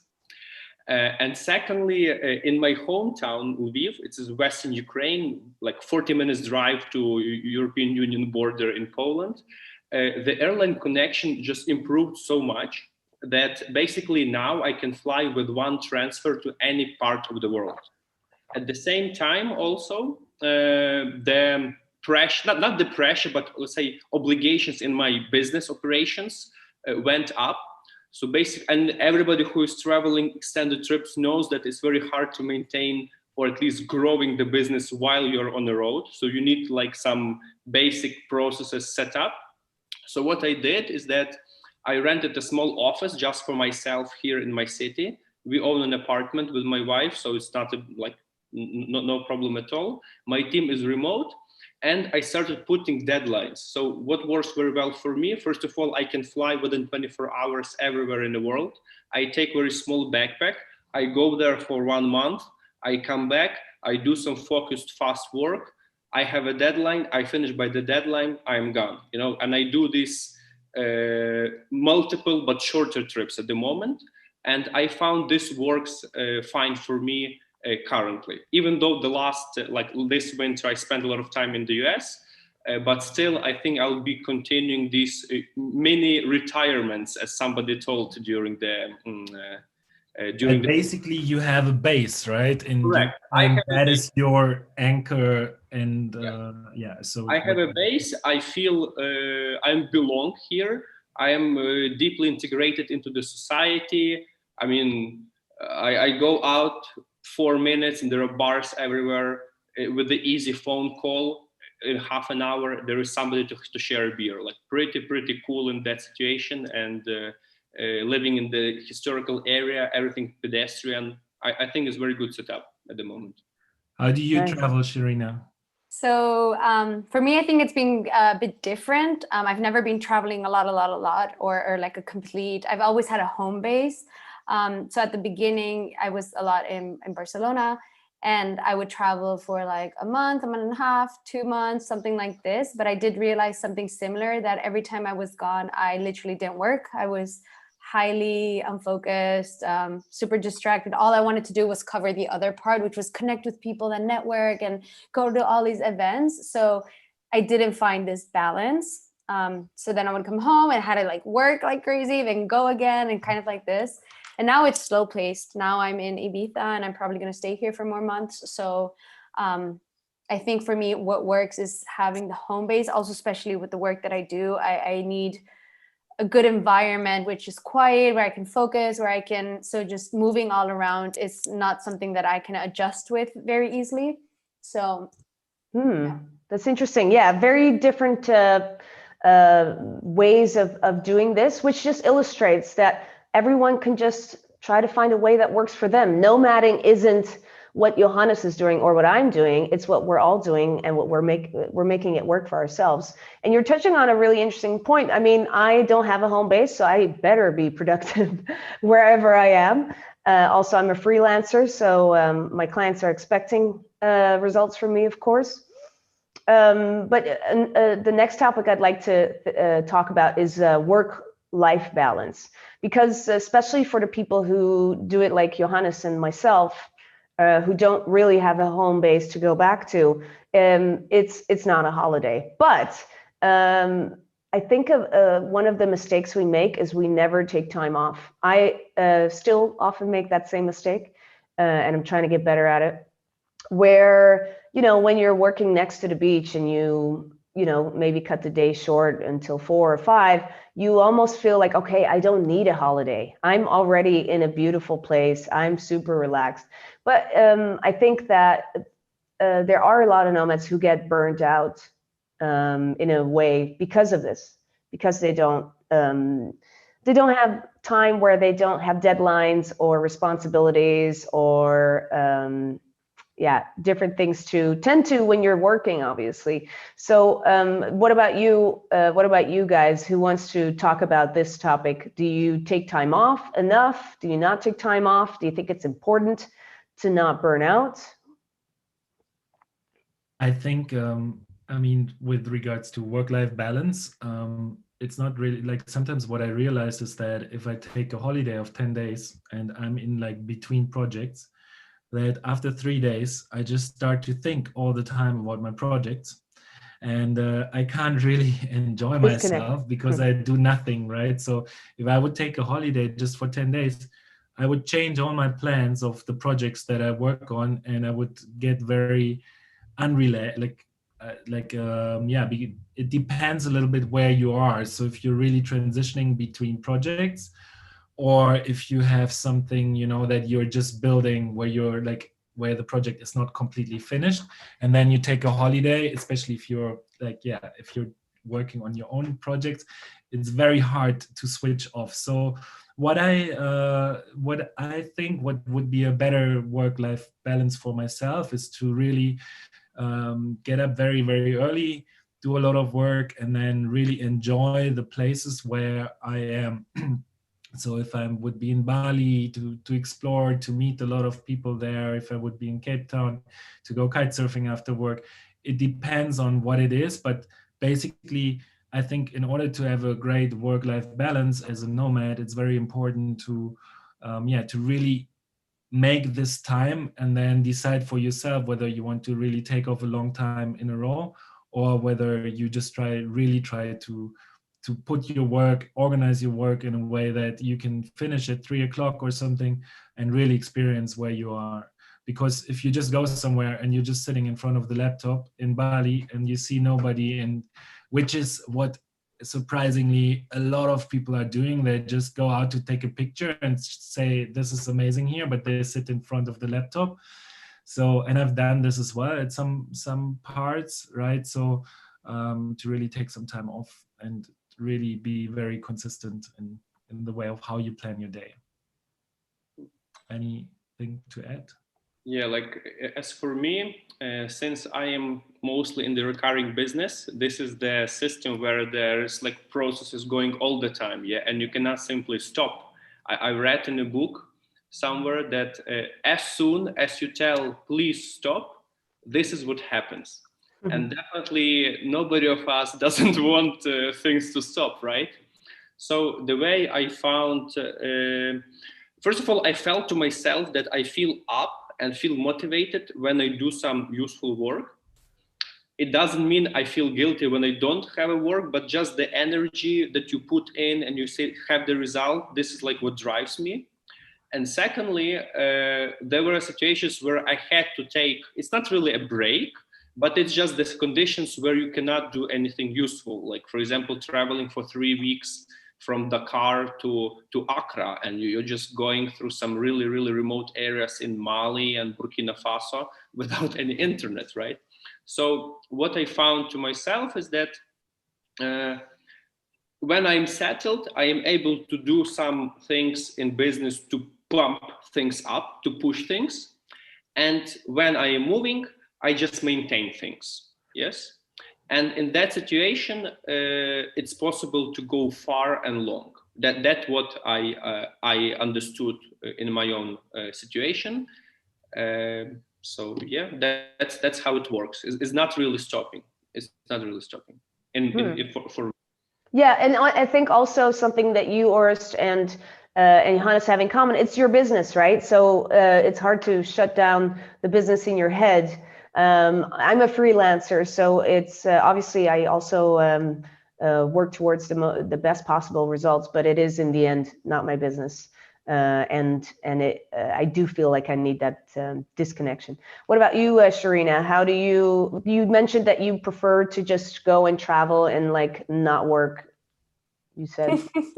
Yeah, I mean, I guess the work that I do is also a bit different. So as a psychologist, I have a lot of therapy sessions, and you can't just disappear for 10 days. And, you know, people usually have sessions 1 week after another and for a prolonged period of time. So like 6 months, you know, there's just something recurring. So it's not ideal that you just leave. But what I do, like if I have many calls or many sessions, like on Tuesday, I make sure that Monday I'm kind of not doing anything or like doing very basic stuff. And then I have full day of sessions and then another day where I'm on another project. So I kind of also distribute my works. It's not just sessions. I have like different projects going on. And so it keeps me motivated and active. And I feel like I'm not always doing the same thing.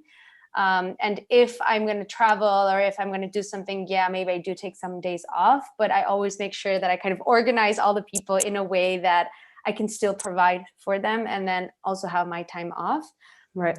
So what I do a lot is I give myself like space throughout the days. So I'm not working for like 16 hours a day or 12 hours a day or 8 hours. Like I kind of do like, 3 sessions and I have all evening off. And like one day I'm 8 hours doing a project and then one, you know, kind of balance it out like this so it doesn't feel heavy.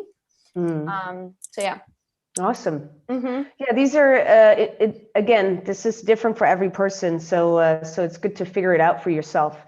And what I want to talk about next is actually you already touched on it, but I think it's the most important one that I see makes the biggest difference for me and people who I see stopping when they stop nomadic life after 1 or 2 years. It's the one thing that I think maybe they could have looked at with a bit more attention. You kind of mentioned it already, Johannes, community and the feeling of belonging. I think it's interesting. Yeah, you literally mentioned it in your talk, Sherina, that you felt like you didn't fit in and that this contributed to your loneliness, right? And in the old days, how did we make friends? We would often meet them by chance or because of the place or situation. So school, the neighborhood, work, family, maybe church for some people. And these were our circles, right? Sometimes actually we didn't really have anything in common with them, or actually we would be super annoyed at them all the time. But these are the days that we can, especially because of the internet, it's much easier to meet people with similar interests, mindset, and values as we do because there is a way of gathering people. There's a way of promoting an event. There's a way of knowing what's going on where at what time. So I think that this is a great opportunity for nomads. As I said earlier, what I see a lot of nomads who stop after 1 or 2 years, one of the reasons is that they are lonely and that they feel like it's becoming repetitive. What I've done in my first year of nomading is I immediately went to what you could call the nomad hubs. Nomad hubs, it's a word, I don't know if it exists, but what I mean by it is these cities or towns or islands where a lot of nomads get together. So essentially, in some months of the year, some people, it's more easy to find nomads there. So for example, Chiang Mai used to be, is absolutely still a nomad hub. A lot of people go there in November, December, January. Bali is obviously a super popular place. Medellin is always something that comes up. even places like Mexico City. In Europe, well, I guess Lisbon is a big hub. Gran Canaria, Bansko. These are places where you can easily meet other nomads. There's events going on. There are a lot of places where people co-work. There are co-living spaces. There are co-working spaces. There are maybe even events, conferences to attend in those months. And by making those connections in the beginning, I could easily create like my own little nomad family, if you will, where I continue after 6 years. I guess there's some more dinosaurs with me who I just overlap with maybe 2-3 months out of the year, maybe even more. And a thing that I find interesting about these connections is they're not just superficial connections. We actually spend a lot of time together, and we share maybe multiple meals a day. We maybe share co-working sessions. We maybe go exploring whichever place we are, or we go, we interact in that way. So that makes it that we definitely much more quickly than with some other connections, we get into deeper relationships. We really get to know each other. We get to see what each other's values are. We see if we connect on those levels. And making sure that you keep in touch is super important. So when I know, like, for example, okay, winter's coming, right? I like spending summers in Europe. Winter's coming. Where are we going? I just ping my nomad friends, like, what's the plan? Do you have an idea? Where do you want to go?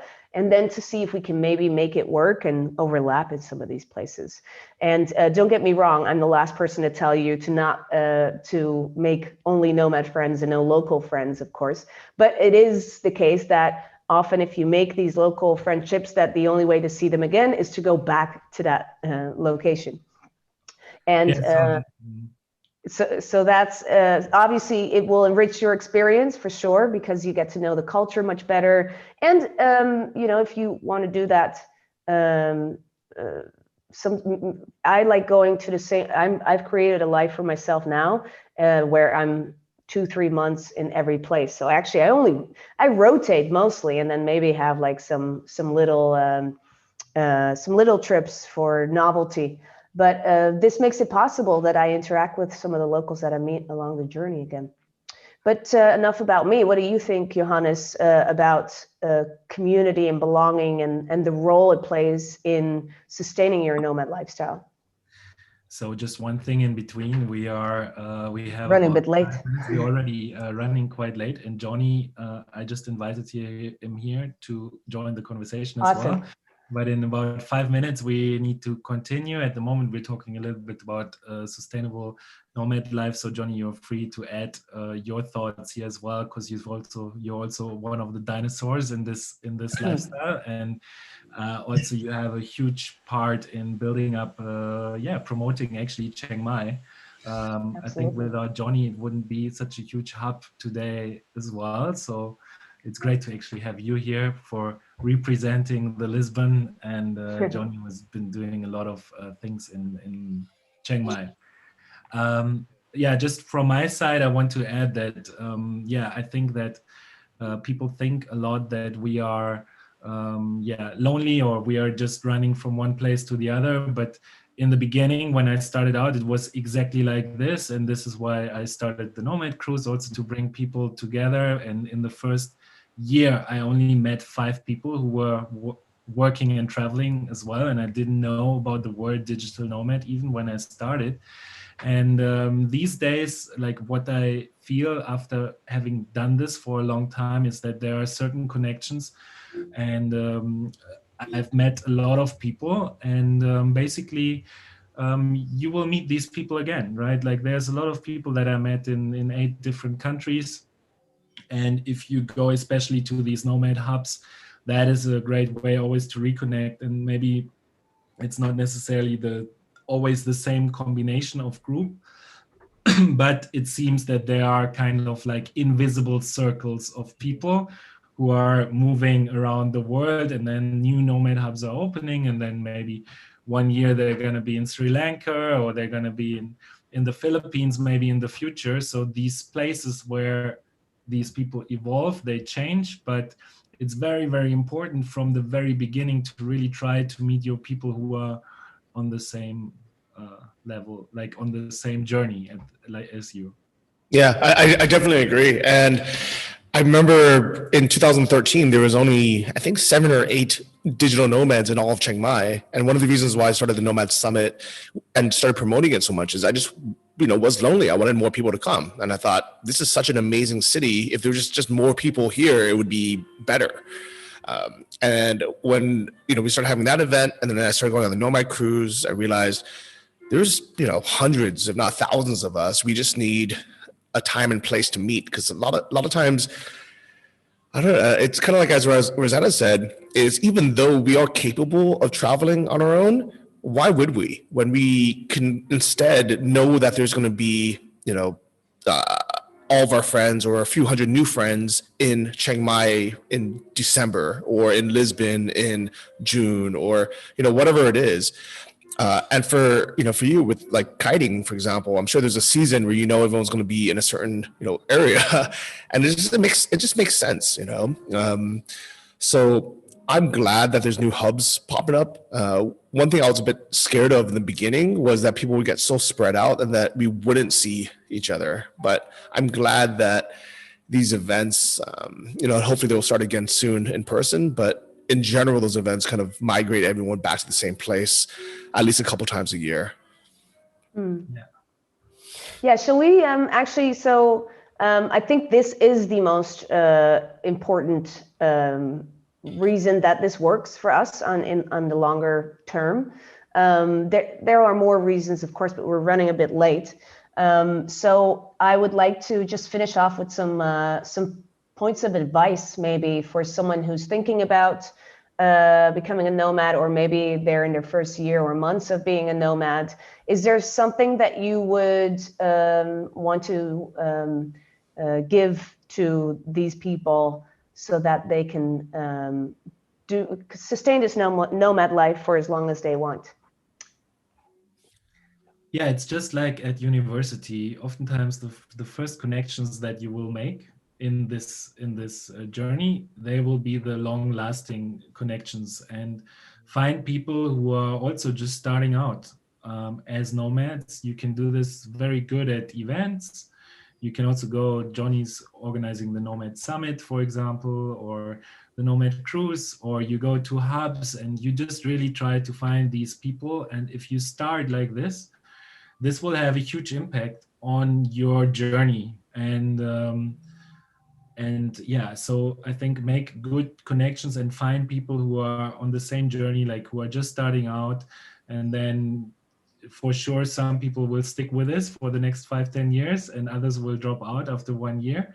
And that's absolutely fine, but it's good to really start your journey not by, I always wanted to go to the Easter Islands, and then you go to another place where you're unlikely to meet a lot of nomads. So go where the nomads are, make connections with people who are just starting out, and then things will happen by itself. Big travelers know that there are 2 essentials that define the experience from your travel, and this is the weather and the people you meet there. So go to the places where like-minded people hang out during a good weather season, and you will have fun. Any other takeaways, or shall we wrap this up? I would say the most important thing is something that a lot of the speakers today mentioned, is you have to focus on actually building your business and having it be sustainable. Because if we're just moving around and traveling, we're basically just backpackers, and we're going to eventually run out of money and have to go home or have to do a job we don't want to do. So it is a balance of being in a place where you can be productive and either work online remotely for your company or build a new company. But either way, that is what a digital nomad is someone who actually works while traveling. So for me, the best advice and the best thing that's worked for me is staying in places for three or 4 months at a time, because that gives you enough time to actually build a project, actually, grow your business or earn some money. And then after 3 months, you're like, okay, I have a little itch. I want to see something different. I want to, move countries and move locations, and then do that then. So that's still 4 countries a year, even if you're traveling super slow. And that's plenty. We have our whole lives. This isn't a 1 year or 3 year backpacking trip around the world. If we think of it as we have our entire lives, seeing 4 new countries a year is plenty. I agree. Yeah, we did cover this, so I'm glad we're all on the same page. But yeah, just to have some little bullet points, seek out meetups. I'll go on meetup.com. In different countries, it's different places where people post these things. Maybe Facebook, maybe Eventbrite. Seek out these meetups, or if they don't exist, start them yourself. Why not? And just promote it online. Stay in touch. Really make an effort, put energy into your relationships, and make sure that you overlap and spend good time with them, because also in our self-development journey, and Sherina, I'm sure you'll agree with this, it's important to have these relationships where they're not just superficial, also so they become a mirror of ourselves and see how we can improve ourselves. But yeah, I think we've covered a lot of topics. So thank you for giving me this opportunity to talk about this with such a experienced crowd and such a diverse diverse points of view. So yeah, let that be clear that it's different for everyone, and you got to seek your own way and see what works for you. But thanks a lot, guys. This is fun. Thank you so much for being here, Rosanna, and coming up with this short panel idea. That's very, very good. Thank you so much. And, awesome. And for being here. And I hope we'll meet very soon in Portugal. Absolutely. It'd be fun if you'd stop by. Plans. And Sherina, also thank you so much for being here today. Thank you. And we'll all meet each other soon, I'm sure. And now we're going to hand over to Johnny, who will be talking about FIRE. Financial independence, retire early. There are some ways how you can build your business, save some money, and basically Johnny will be sharing some strategies for this with us today. And so I'm just gonna hand over to Johnny. You can now share your screen. Okay, awesome. So I'm really, really excited to be presenting today. Let me just pull this up for you guys. 1 second.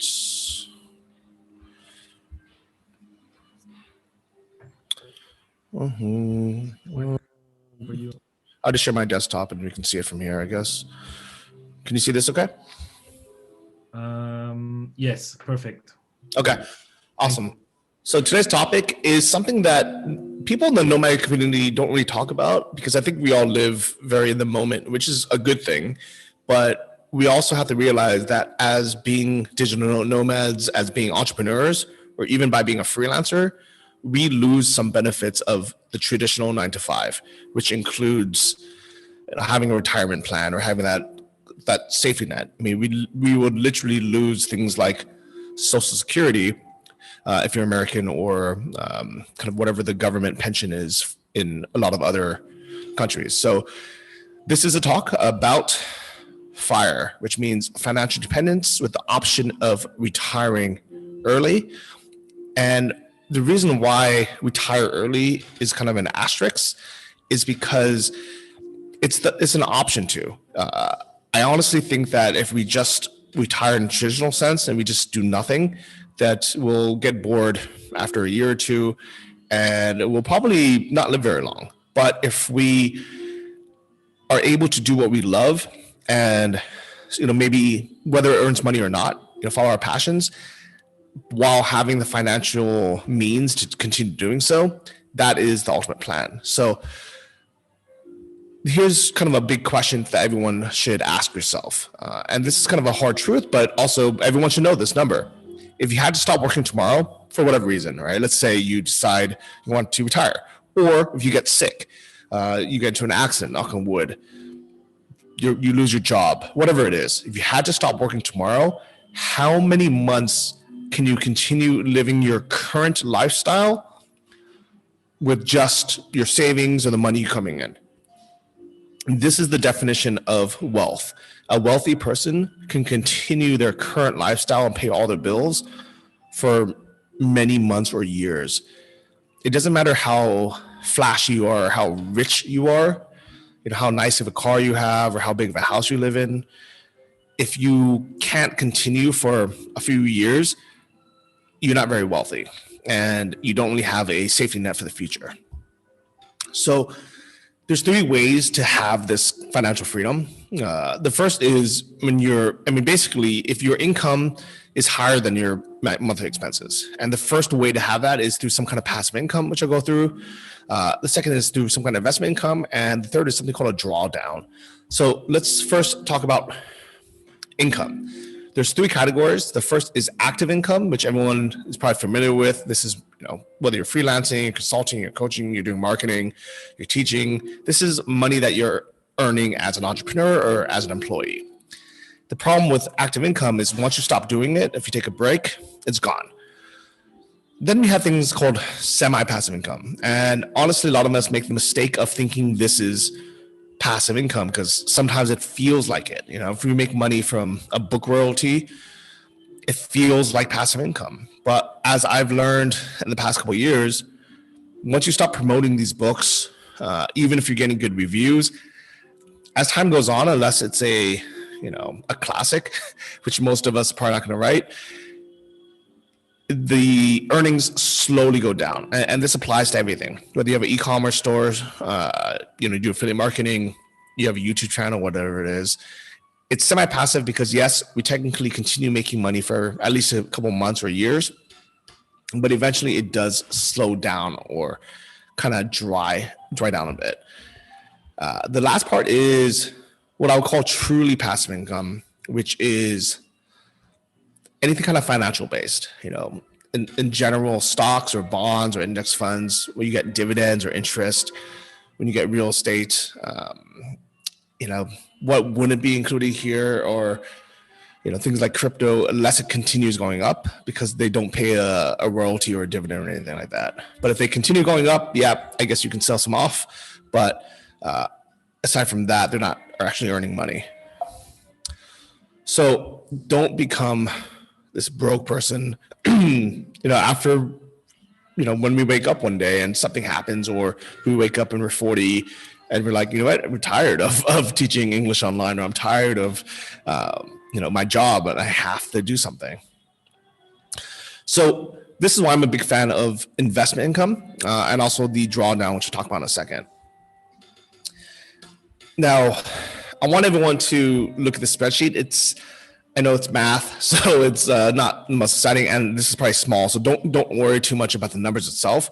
But I just want to explain to you that if we can get our investment net worth, kind of our nest egg, to a big enough number, that means for the rest of our life, we can pay ourselves basically a salary or get some kind of guaranteed income or semi-guaranteed. So the 4% rule is something that is very, very popular in this. My goal was $750,000 as a kind of a retirement goal. And if that grew at 5%, through stocks or real estate, I'd be able to take out 4% per year, which would basically pay me a normal salary, like $3,000 a month. And as you can see from these numbers, basically, if it grew at 5%, which is very conservative, it could last me 30, 42 years, right? And if it on the right-hand side, if it grew at 7%, and I'll show you kind of how this is possible. If it grew at a 7% per year, that means not only do I get to give myself a raise every year to keep up with inflation, but actually this number goes up. So my starting net worth of 750,000 can actually grow to 3 million by the time I die. And that money you can leave to charity, you can leave to your kids, or your family, or whoever you want. So this was my account when I first made this slide. And this is kind of a shorter version of my full talk that I gave at last year's Nomad Summit. If you want to see that, just go to YouTube, search for Nomad Summit Fire or Johnny FD 2020. And you'll see that for my personal account, it has grown by an average rate of return of 9.9%. The historical growth of stocks in general was about 8%, 7.96 for the last 30, 40 years. So in general, it's relatively easy to get 7%. And actually this last year, I just did a screenshot this morning. It's now grown so much because the stock market has been on a tear the last year or two. So it's actually, my account is now worth almost double what it was before, as you can see from the growth, and my rate of return is 15.6%. So what does that all mean? All right.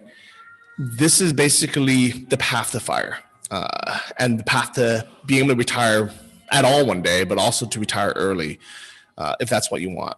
So step one is to lower your expenses. The nice thing about being a nomad is normally our expenses are pretty low anyways, because it's easy to be a minimalist. It's easy to not buy, cars or fancy things. Step two is, you can also just earn more money. And I think all of us are hoping or, learning ways to grow our business or just increase our value. And we're really lucky because as a salaried employee, it's really hard to get, a 50% raise. It's almost impossible. You might get a 5% raise. But as an entrepreneur, getting a 50% raise is really just starting another business or, growing our kind of bottom line. Step three is having a high savings rate. I think the average American or the average European, they save less than 10% of their income. And that's kind of a goal. I remember when I was working a corporate job, I didn't save anything. So, I tried to save $200 a month, and most months I would never save it. And if I did, it would be just to go on vacation. So having a high savings rate is kind of the key, and I'll show you that in a second. And the fourth is really just to stay on track. The only reason why I've hit my goals is even when I was earning a lot of money, even when there was opportunities to, do crazy things and, just not work and not save, I just stayed on track. And that's really what helped me continue to be where I am. Now, the reason why the savings rate is so important is if you save 10% of your salary, as normal people do, it'll take you 51 years to retire. And that's why most people retire when they're 65 or 67 or 70 years old now. But if you can increase that savings rate to 30%, or 50%, or as what I did was I saved 70% of everything I earned this last 5, 6, 7 years. And that has allowed me to hit my FIRE goals now much earlier than I thought, and not have to wait until I'm 65 to retire. So this is how we did it, right? As nomads, we're really, really lucky that we have these loopholes that most normal salaried employees living at home can't do. So we're really, really fortunate. First is location arbitrage. We can live in cheaper countries.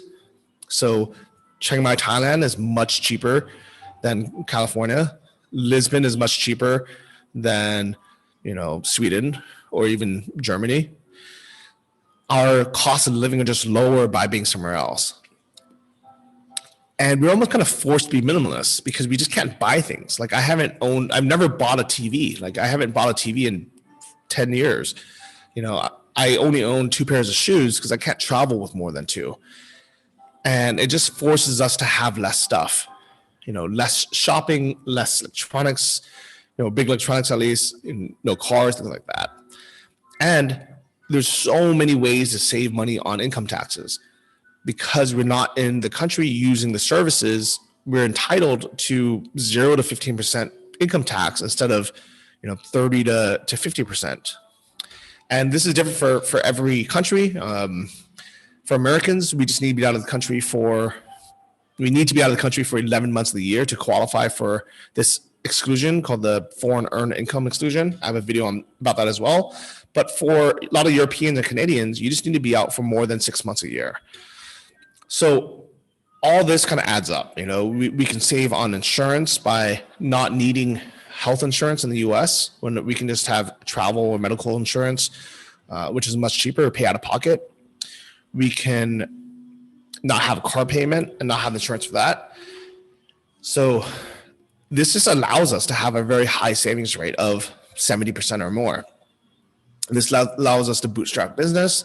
And if we can build and sell a business, we basically leapfrog. So instead of it taking me 9 years to hit my fire goal, my number goal, I was able to hit it in half that time because I was able to sell the business and basically get 3 years of profit up front and save and invest that as well.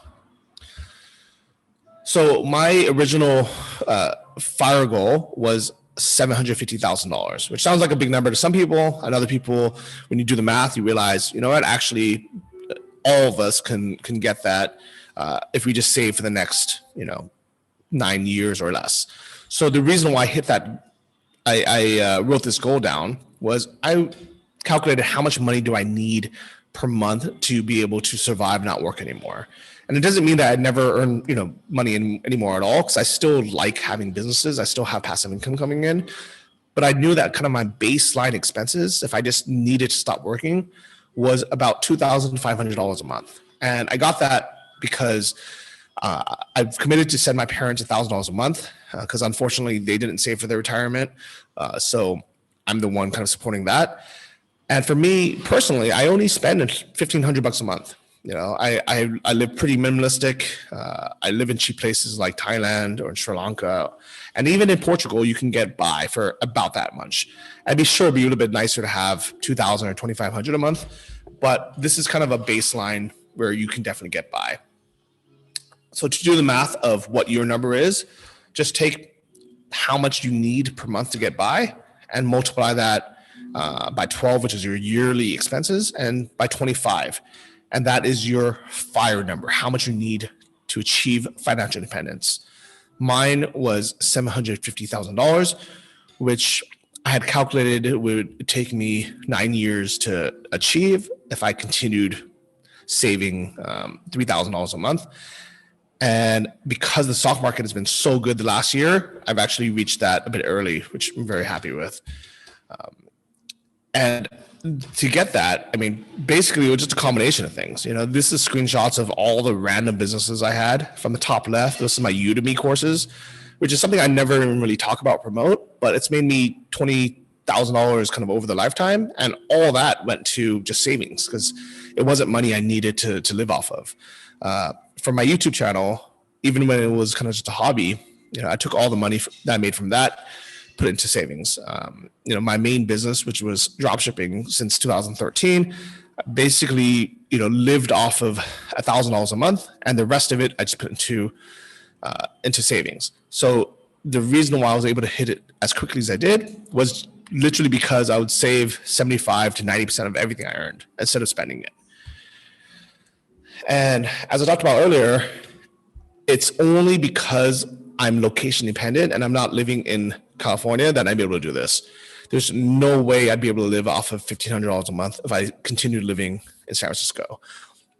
Not just because of the high cost of living, but also from the high taxes and everything else goes along with it. So as a digital nomad, we are so lucky that we can take advantage of location arbitrage, having less stuff, having lower cost of living, having lower tax liabilities, and being able to expense things like our travels, not having to pay as much insurance. And on the plus side, we're able to grow a business. We're able to create multiple streams of income. We're able to build and sell businesses and learn from other people who have done this. And this is information I never would have got living back home, even though I was in San Francisco and LA, which you would think would be two kind of the biggest entrepreneur hubs in the world. But really, people are pretty secretive about what they're doing and their businesses, unlike nomads, which we love helping each other out. So how do you actually do it, right? It's pretty simple. Spend your money buying income generating assets and don't buy things that cost you money or don't make money. And what I would recommend to most people to start with is either some kind of real estate or some kind of index funds. And you can look up what that is, but basically instead of buying like an individual stock or buying like a cryptocurrency where you're hoping that one thing will go up, you're instead buying a big basket of, stocks or companies. For me, I buy kind of the total US stock market, which is 3,000 companies, and also kind of the total world index funds as well. And in general, as long as the world's economy and the US economy continues to go up, it will continue growing by 8% a year or more. This again is a screenshot of when I first made this, and you can see, basically just by keeping the money in these accounts, I've earned 84 grand, and which is 9.9%. And that has grown a lot since then as well. So kind of the big takeaway from this is know it's possible, and know what your FI goal is, right? If you just need $1,500 a month to live, that goal should be $450,000. If you need a lot more and you're like, Johnny, like, I don't want to live cheaply, I want to live off of $5 grand a month, then your FI goal is going to be higher. So if you want to watch this full talk and kind of learn more about like the 4% rule and all that, just look on YouTube after this for my Nomad Summit talk on fire. And if you want to learn more about investing and what I do personally, check out the podcast, Invest Like a Boss. And it also has a couple articles written on johnnyfd.com. So I hope you got a lot of value out of this. If you have any questions, I'm happy to answer them now.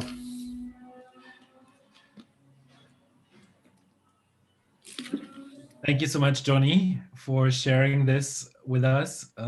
Again, also check out the reason why I asked you to do this talk again was exactly because of this talk that you did at the Nomad Summit that you organized in Chiang Mai in just before the whole Corona craziness started. I was speaking there as well.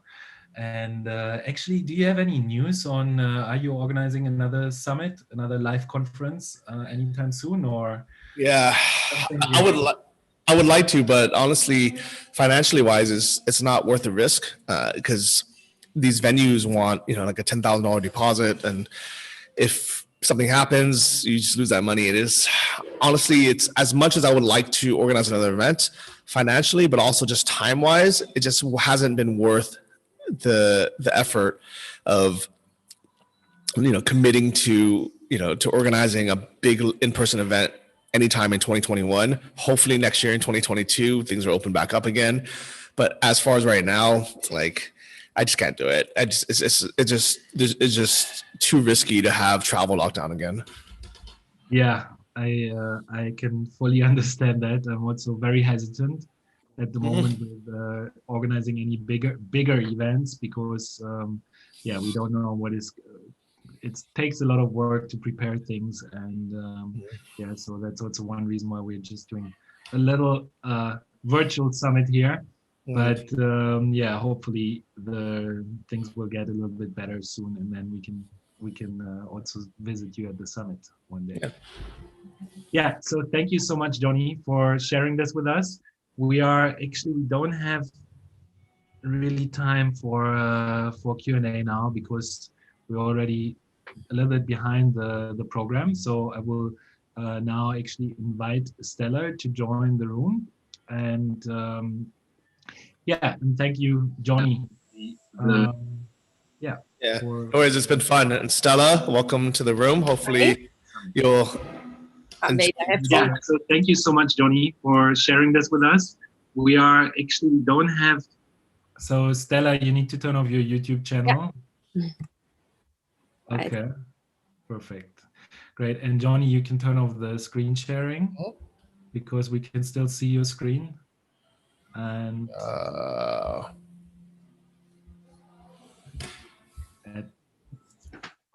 yes, okay, perfect. So now we have Stella here today, and I've met Stella 2014 in Cape Town, and I remember even at that time you were telling me about Uganda and the paper jewelry business you were running from there. And since then, a lot of things have happened, and you've built up a big charity supporting over 300 kids in Uganda. 430. How many? 430. 430. Wow, that's amazing. So it's growing like crazy what you're doing there. And we're super excited to hear your story and how maybe other nomads can take what you did as an example, and also yeah, do something good while traveling. You are a great role model for what is possible. So super excited that you're sharing this here today with us. Great. I will give you the possibility now to share the screen. Yeah, I don't need to share my screen. Actually, I was thinking about it, but then I decided that I don't want to put like stereotypes and pictures in people's head, and they should rather just listen to the talk, I would say. That is perfect too. It's also great to have no presentation and just see you presenting here. So you're welcome to do this now to start your talk. And yeah, thank you. Great. And I don't have to do anything anymore, right? I just talk now and everything works great. All right. Hi, guys. I'm super excited to be here. I hope I can motivate you guys with this talk and give some inspiration about how to make a difference as a nomad. To start with a little background about me. My name is Stella. I'm 36 years old in 1 month. I'm born in Germany, but I moved to the Netherlands when I was 6 years old, so 30 years ago. My mom, she's half Italian. Then my dad lives in Switzerland. So since I'm a child, I would say, like, I'm used to be in different cultures, move around a lot. So kind of like born with the nomadic gene.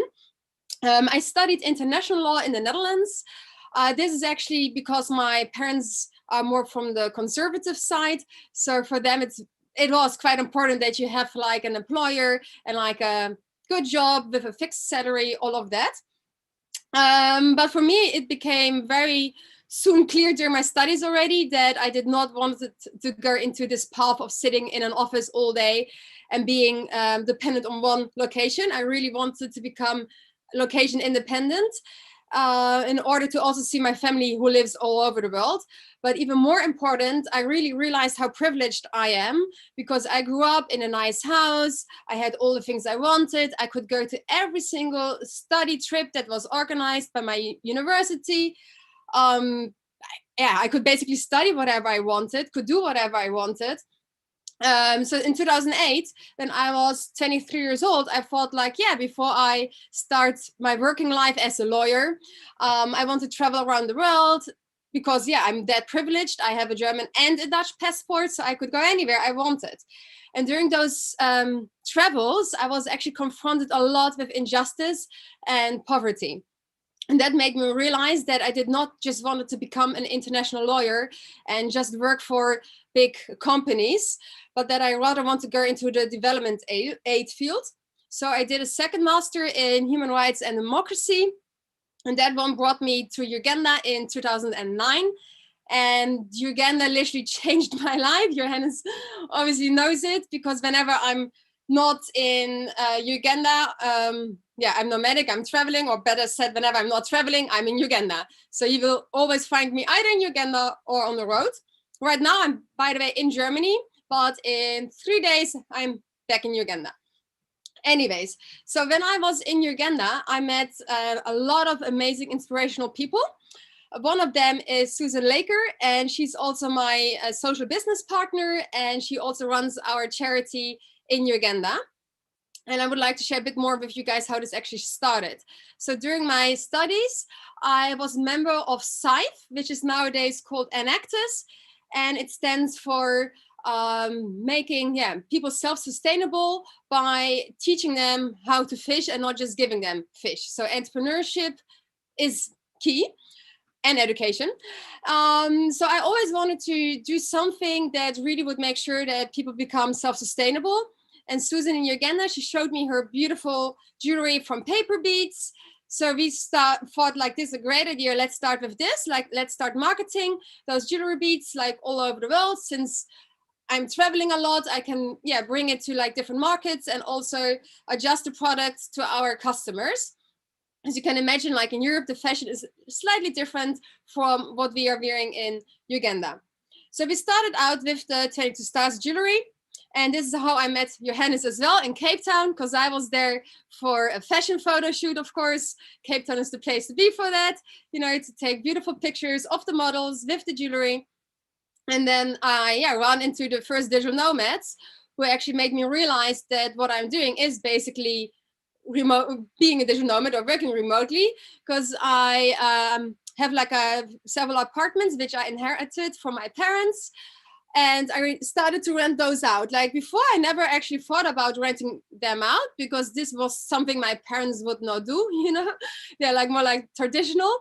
But then like the people I met on the road, they were like, why don't you just like rent out your apartments? Because then you also don't have to worry anymore too much about finding like a fixed job which pays your bills. So I started to rent out my apartments, and that gave me like, enough money each month to travel around. Like Johnny also explained in his talk, like traveling doesn't have to be too expensive.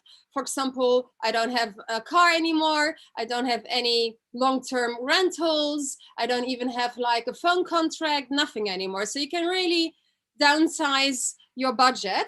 And that's what I did, so that I could put all my own money into the 22 Stars social jewelry business. And with the profit the women made, they started to send their children to school. And we also, of course, like paid their medical bills, made sure that their housing was good enough. Lots of stuff we did. But then, of course, the way it goes with businesses, they sometimes go up and they sometimes go down. Our biggest disaster was when we had to make 6,500 zebras for our American customer, and we miscalculated the shipment rate. So yeah, we had to like put in a lot of extra money actually to make this shipment happening. And I was kind of like really frustrated with the whole business side. And also the women were not that happy, because there was not enough money to make sure that all the kids were going to school. And initially I always believed that entrepreneurship is the only way forward. But then of course with the kids, you cannot expect them to sit in a stone quarry and I said it makes stone small in order to survive. And without education, it's very hard, of course, to find a job. So this was actually 2016, first Nomad cruise with Johannes and the team, where again, like thanks to the Digital Nomad community and having all those mastermind sessions together, the idea came up, Stella, why don't you just start a charity? Like some people, they don't per se want to buy a necklace, but they are more than happy to contribute to the education of a child. So before I knew it, next to the 22 Stars social jewelry business, the foundation was born. And the foundation actually goes quite well. Like, yeah, we already shared in the beginning.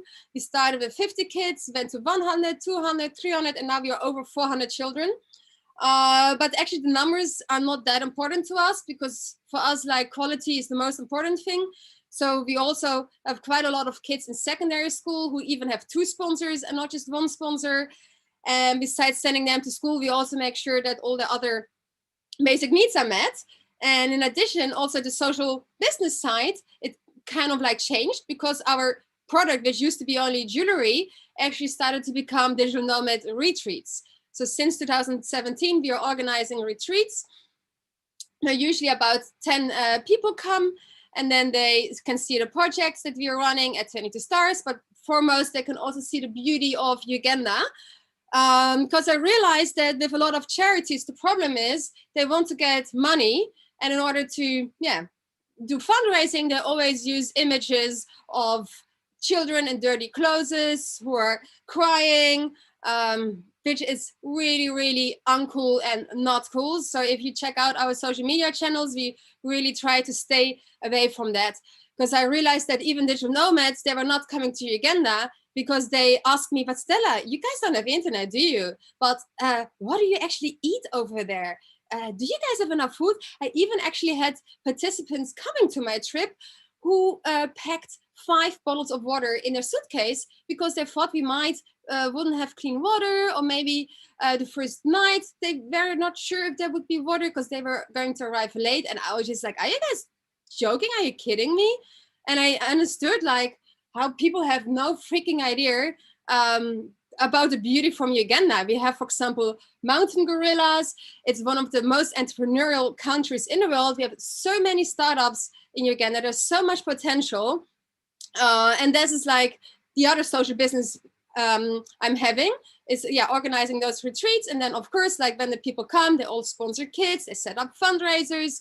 We also keep our team busy because they're organizing jewelry workshops, cooking classes, just everything you can basically do to empower the local community to really become self-sustainable. Now, because of Corona, of course, we had to be a bit creative again, because you can imagine right now organizing retreats, it's not the best time of the year.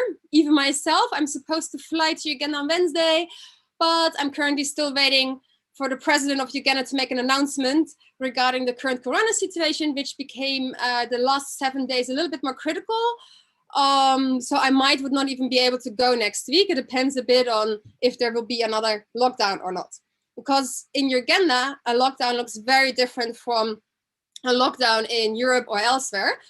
For example, last year, when we had a lockdown in April, May, June, the whole country was completely locked. Borders were locked, no plane went in or out, no people, no one, and even private cars were forbidden. So you could not just sit in your car and go from A to B. Everything was closed, the stores was closed. It was quite a big disaster. Thankfully, we got a lot of donations in order to provide food for the families, because you can imagine the people we work with, they live hand to mouth, $1 a day. So they don't really have a fridge stocked up with food for a month or something like that. So they were literally dependent on handouts of food. But then again, organizing all of this was again a challenge because transport was not allowed. It was only allowed actually from the supermarkets. So we had to do special arrangements with the supermarkets. But then, of course, gatherings of people were not allowed. So we also had to make sure that we would drive somewhere with a truck full of food and would attract 100 people running to the truck. So everything had to be very structured and very planned out. But thankfully, everything went quite well. The amount of Corona cases in Uganda are still quite low.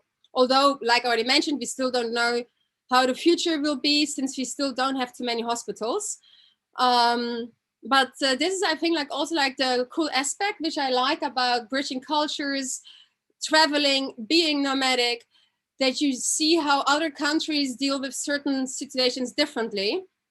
And that's not just regarding Corona, regarding a lot of things. Like in Europe, especially with the nomads, we are starting to slowly move from having your own individual things, so that I own my phone or my car, my apartment. We are moving towards sharing apartments, sharing cars, a super different state of mind. And in Uganda, it's actually the other way around. People were used to share everything with the community, but now for them, it gets more important, like as a status symbol, to actually have their own expensive smartphone or their own camera, their own laptop. So that's very, very interesting to just have those conversations with people and all of those different influences. Let me see, what time is it? Because we started also later, so I'm not sure how long I'm still allowed to talk, or if you guys have questions for me and I can get deeper into certain things that you are maybe interested in. I have a question for you. So while the other, everyone else, if you have any questions, please type them in the chat. There's always a slight time delay. But basically my question for you is that when you've set up this charity in Uganda, right? And basically now today it's 450 kids that you are supporting and that you've built this up. And the first question I would have is what were the biggest challenges that came across you from building this up from scratch to today? Because it's very different culture, and a lot of us, we think we want to do something good in a country like Uganda or when we're traveling, but how did you go about it, and what were the challenges? How did you fix them? Yes, I would say a big challenge is obviously stereotypes. Even myself, in my head, I would have a certain image or think that things should be done in a certain way because this is what we got taught. for example, you know? So it's literally like just resetting your own mind and brain, and actually like in the beginning, just like trying to listen and understand why certain things could work or could not work, and not like just imposing your own things and thoughts on it. And especially, communication wise, no one wants to be, they say that like, see in their own country like sick kids on the internet. So why would you travel to like a development country and take images of children or share their story online saying like, oh, they're HIV positive or their parents are abusive, and all of those gruesome stories. So whenever you travel, you want to do good, you know, don't just think about like, oh, how can I raise as much money as possible, because not all the good intentions that you might have will turn out into something good. So also really think like, how would you feel like in the position of those people? Because of course, like the moment that you step into a development country and you are as privileged as I am, for example, and you come in with a lot of money, it also makes the power construction very uncomfortable, because So a lot how of did people... you do this? How did you build the trust with the local community? Because I think you have like a few areas where you support a lot of kids, and how did you build up that trust? So it was literally like growing super slowly. So it's not that overnight we had this great idea like, oh, let's start a charity. In 2009, I already met Susan, David, and Eyre. I was back then doing research for my thesis about post-war victims, so I interviewed them. But then what David always told me, what he thought was special about me, was like, like I took pictures of the people, but back then we did not have like Instagram. This was 2009. So it's not that I just splashed images all over the internet. I actually created photo books, and I sent them from the Netherlands to Uganda, because I thought it would be nice for those people to have like their own picture books. And I also remember that I actually went on a safari. And initially I was a bit embarrassed, like, oh my God, those people live in those $1 a day circumstances. I've never been on a safari. Now I'm visiting their country. I'm immediately going to see the lions. So I felt a bit guilty, but then they were like, no, like, please don't. Like, they understand that there's obviously like rich people and less rich people, and they were like, you know, like if you show us the pictures and you can share with us like how is it like to see a lion, that already really encouraged them and gave them also hope and inspiration, you know, to also go forward. So when I sent them all my pictures over in a real printed album, I also included the pictures of my safari, because I knew like they also want to share this and they don't have televisions at home. So this was for David, for example, like really like a big thing, because he said like, Stella, like no one ever did something kind as this. And I was like, but this is so simple. And he would be like, yeah, but you know, most people go home and they just brag about volunteering in Uganda, you know, and they always want to put themselves in the center and they want to be the hero, you know, and they kind of like then forget about it, or they don't want to think about it, because it really confronts, of course, yourself as well, your lifestyle, like what is good, what is not good, so or what makes you happy and what not. You build up like very good friendships with people there first, until you started to think even about the charity, right? Or you gave them the work and these things. So maybe sometimes it would be not so good if you just come there immediately and say like, hey, I want to support. Exactly. And like Maxime also says, like exactly, like always like contributing to their own economy, you know. So for example, we have our nutrition program in the weekends where we provide meals for all our 400 children. So we don't go to the big supermarkets and buy there the food. Neither do I bring it from Europe. Like no, like within a local community, we go to different shop owners. One time we buy the tomatoes from Lady X, another time the tomatoes from Lady Z. So really make sure, you know, that the local community, businesses are constantly, I said it, in development, and that you really like empower them. And this is also something every traveler can do, just like shop locally and just build up relationships and friendships with people, and also just sit there and listen, you know, because I learned so much from David and Susan. We had so many amazing evenings that we would literally sit there and talk till 3 a.m. in the morning with each other, because there's so much to learn. But unfortunately, quite often people from the West, they are a bit arrogant and they think that they know everything better because they have some degrees in some schools, but they never went to the school of life. And they don't understand that certain things work in certain countries completely differently. Also, especially regarding how to earn money and how to spend it. Like, I'm used to every single money I earn, I can buy myself a watch or sunglasses or this or that or go on a holiday. It's my money and I spend it on myself. Perhaps some of my friends, they still would need to help out their parents a bit or siblings, but that's about it. But there in Uganda, if you earn money, you need to take care of almost like a whole community. You know, you cannot like buy a nice cow for yourself and then you see children of your neighbors hungry, you know? So it's a super different concept, but there is of course quite often like clashes where people like don't trust each other or blame someone of being greedy and not fully understanding actually the context where someone really is in. Because quite often I get asked, people, they ask me, hey, this friend of mine, he wants so and so much money, is that good or not good, you know? And then I always like, yeah, see that people are so skeptic and always think that people steal the money or will misuse it, you know? But if you actually like really like dig deeper and have conversations with people, you will see that quite often they really actually invest the money into businesses and that there's so much potential. Great, thank you. Orest, do you have something to add? Definitely. Stella, thanks. It was very interesting. I myself visit Africa also quite often. At the moment, I believe I visited like 25 countries in Africa, all the way, west, east, south, even central parts. So some even more rough countries than Uganda.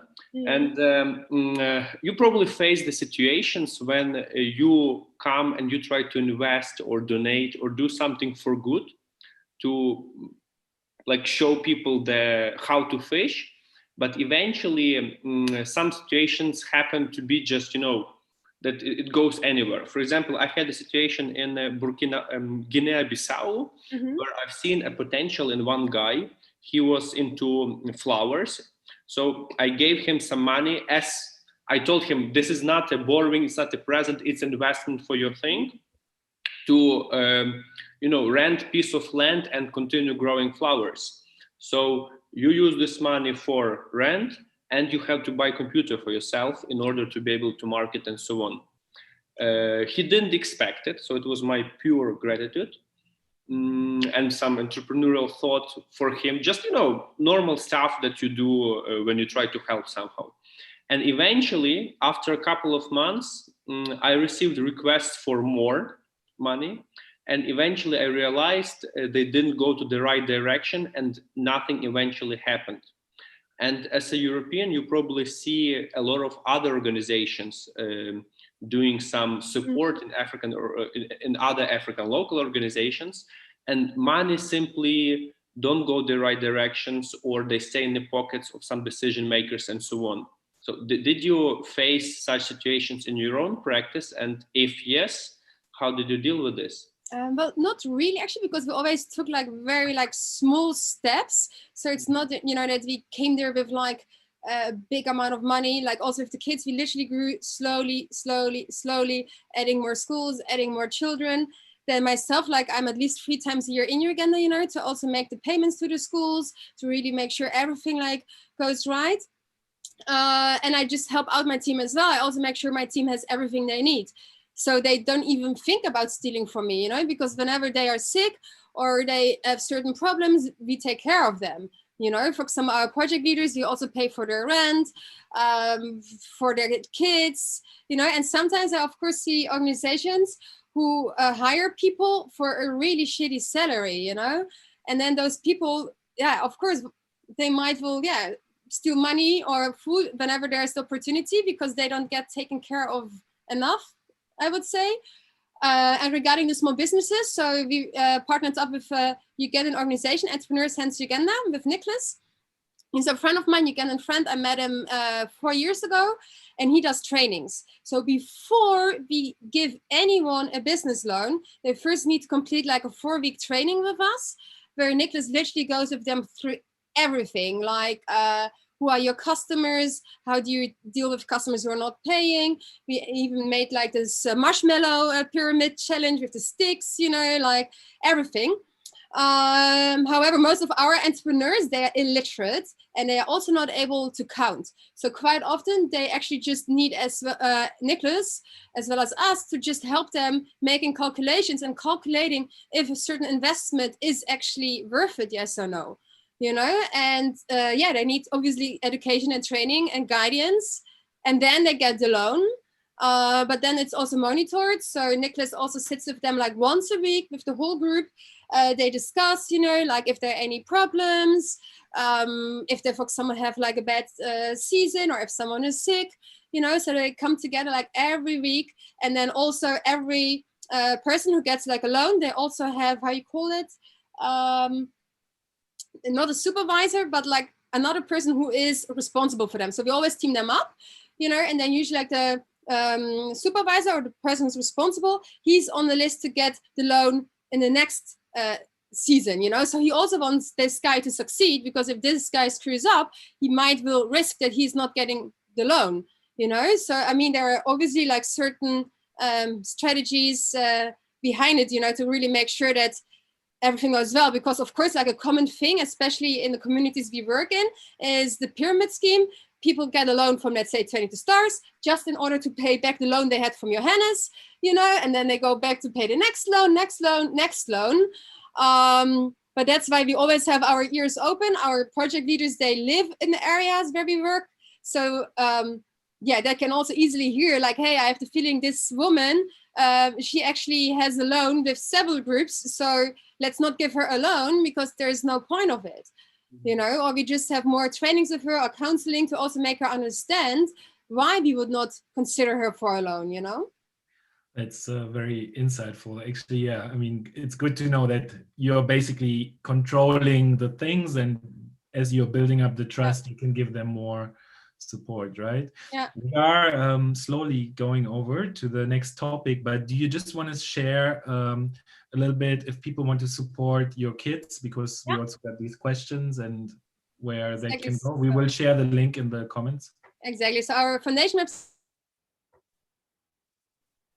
is foundation10stars.org. There you can see the children who are currently looking for a sponsor. Many of them also look for co-sponsors, because they just finished primary school and are going now to start with secondary school.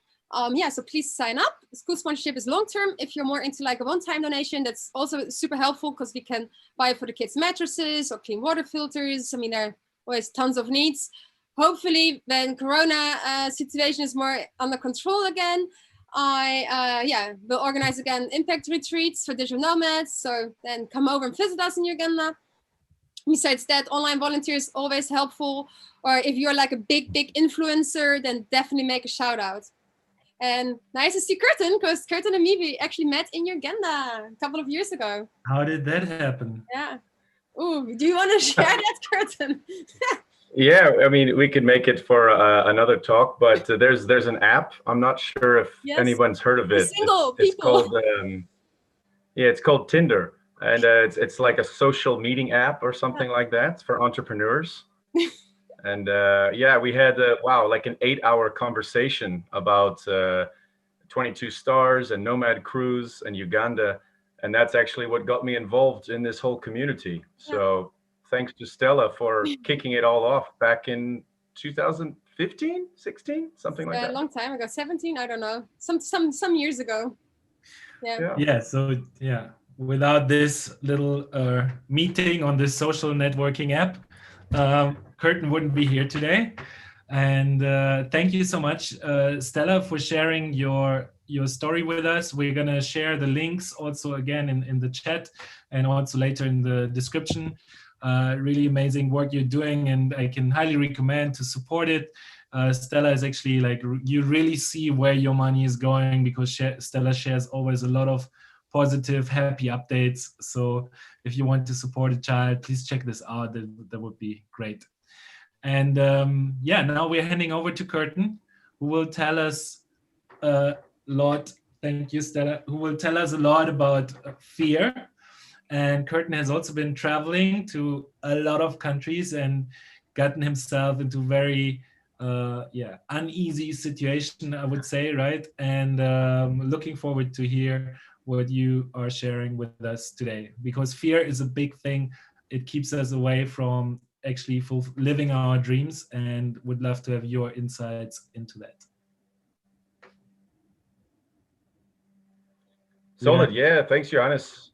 Thanks, Orest. Appreciate being here. I want to talk to everyone out there about their fears, but I'd like to know where you guys are coming from. So if you're listening, go on, type in the YouTube chat there where you're from, and we're gonna see a little bit about what your fears are. Feel free to share if you're scared of something right now.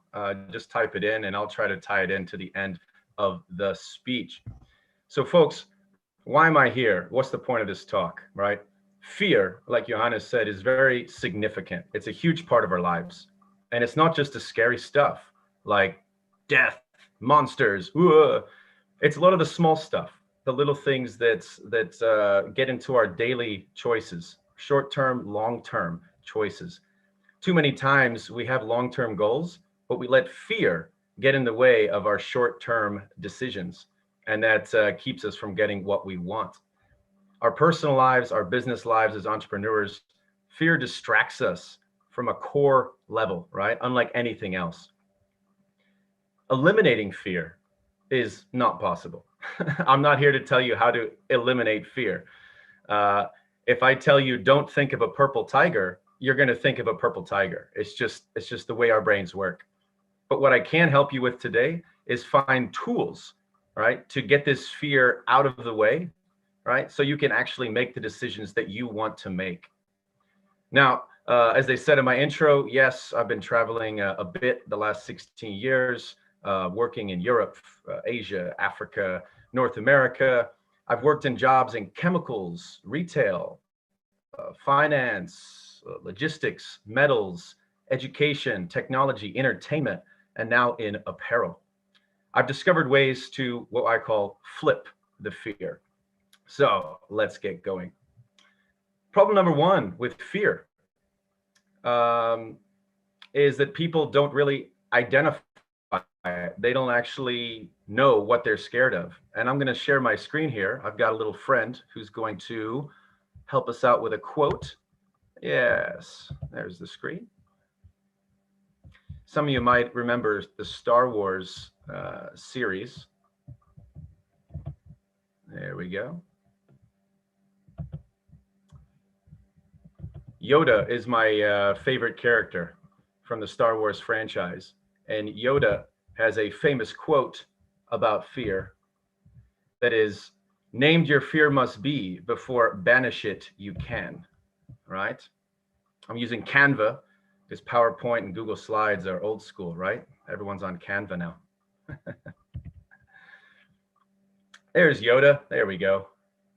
Now, why is naming fear so important, right? Raise your hand if you were afraid of the dark as a child. Oh, wow. Lots of hands. Okay. Looks like a music festival out there. Now, why are we afraid of the dark? Was it actually the dark that we were afraid of? If we dig down into it, no, it was probably more the lack of light, right? And why do we need light? Well, light illuminates our surroundings. Maybe we can see approaching dangers. And we really are fearing a lack of security, right? We're fearing for our safety. Okay. So if we could find a way to understand our surroundings in the dark, we wouldn't have the fear of the dark anymore, right? Maybe motion sensor, maybe an alarm on our house. Maybe we get a guard dog. These are all ways to actually fix the problem where our fear originates, and it has nothing to do with the dark. So many times in business, we're mislabeling our fears. A personal story from me. When I first moved to China, I spoke no Chinese. I was just there for a 1-month kind of holiday, but I ended up getting a job, and I got a work permit, and I got an apartment. And next thing I knew, I was living in China. But I had this fear that I couldn't be myself. I had a fear of social situations because I did not speak the language. I wasn't aware of their culture, who the pop stars were, what the latest movies were in China. And I let that fear hold me back until I realized I'm not actually afraid of not speaking Chinese. I was afraid of not being seen and not being understood. I found a way that I could express myself and be accepted without speaking fluent Chinese. I went to karaoke nights, KTV, with a lot of my colleagues, and they would sing famous Western songs that I knew. So that was a place that I could share my own passion and my own talents. I could grab the microphone and sing with them. I started hosting dinners, like in the photo here. And they would speak some English, but they would teach me a lot of Chinese, and I would see them interacting with each other in my apartment. And I felt more comfortable and started to realize that I shouldn't be scared of the language. I needed to take opportunities to combat that fear of not being myself straight on. Number two is a lot of people don't understand that there's more than one fear. If you're scared of starting your own business, it's too easy to just focus on the fear of starting your own business. And you ignore all the other fears. For example, the fear of not starting your own business. What would it be like to work for someone else your entire career? All right. Imagine you're at a zoo, okay? And all the animals escape. It's chaos, it's pandemonium. You're scared, right? You're running away. You're trying to find the nearest exit, and there, you finally see one. There's a gate, exit. You can leave the zoo, but there's a little penguin standing in your way. Now, you might be slightly afraid of this penguin. It's a wild animal. Maybe it bites you on the leg or something like that. Are you going to let that fear standing in your way to the exit dictate your decision making? Are you going to say, oh, I should turn around? I should go back into the zoo and find another exit? Well, probably not, because your brain is all of a sudden thinking of opportunity cost. It's thinking of, if I don't do this, what's going to happen? Well, there's lions, there's elephants, there's bears, there's other more dangerous animals than a penguin that could be waiting in front of the other exits. So you're not diminishing the fear of the penguin. You're not eliminating the penguin standing in your path. But what you are doing is you're taking into account the greater dangers and the greater fears of making alternative decisions. And in turn, that leads you to face your fear of the penguin and, I don't know, step over it or whatever you do and head out that exit. So we have to think of opportunity costs, right? To do or not to do. A more realistic example, instead of all the animals escaping, is let's say tattoos, right? One of my jobs, I'm currently running a company in the tattoo space, and a lot of people share their tattoo stories with me. And they both talk about fear of getting a tattoo and fear of not getting a tattoo. Very often I hear, oh, but I'm not sure I'll like it in the future. Or what will it look like when I'm 80 years old?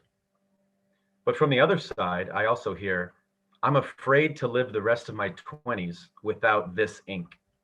Or I can't move on from this city without tattooing some kind of memory from the city on my body. So the fear of not having something drives people to action, the same way the fear of doing something keeps other people from acting.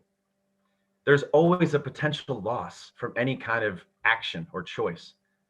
But there's also an often unseen loss for not making that choice. My American friends who worked in finance in 2008, they felt this very hard after the crisis in September, October. They had always been the ones to keep the stable job, study finance, get an MBA, work in New York. They did the right thing. They took the safe path. But those jobs disappeared. Bear Stearns, Lehman Brothers, right? What happens when the safe and secure option is set on fire? So there are a few ways that you can help increase this fear of other paths in order for you to overcome the one standing in front of you, all right? We'll talk about that at the end, some steps you can take, but I want to share a story with you about my experience in Uganda. There you go. I was living in Uganda from 2014 to 2016. And my boss at the time in a logistics company was also a champion rally driver. That's right. So he owned a car and he would take this car around the whole continent of Africa with his entire crew. We would fly in people from Europe. We had to transport fuel across borders.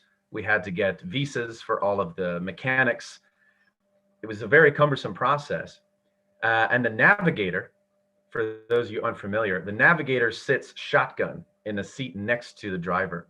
The navigator's job is to read a list of commands very quickly, so the driver doesn't have to react to the road necessarily. They can prepare in their mind what's coming up around the next curve. So the navigator's job, it's life and death. And there are very high-level professional navigators that my boss was working with. But one day, we had tweaked something in the engine, and he wanted to test out the car before a big race in Kenya. He asked me to be the navigator for this practice run. Woo! And the fear was strong, I tell you. Now, I've gone skydiving. I love roller coasters. I've, gotten in the water with sharks, but this scared me. So in order to combat this fear, I started to think, well, what's the opportunity cost? How many other opportunities in my life am I going to have to get into a rally car and race full speed? How many times am I going to have the chance to fly a fighter jet or captain a ship in the Navy, right? Probably zero.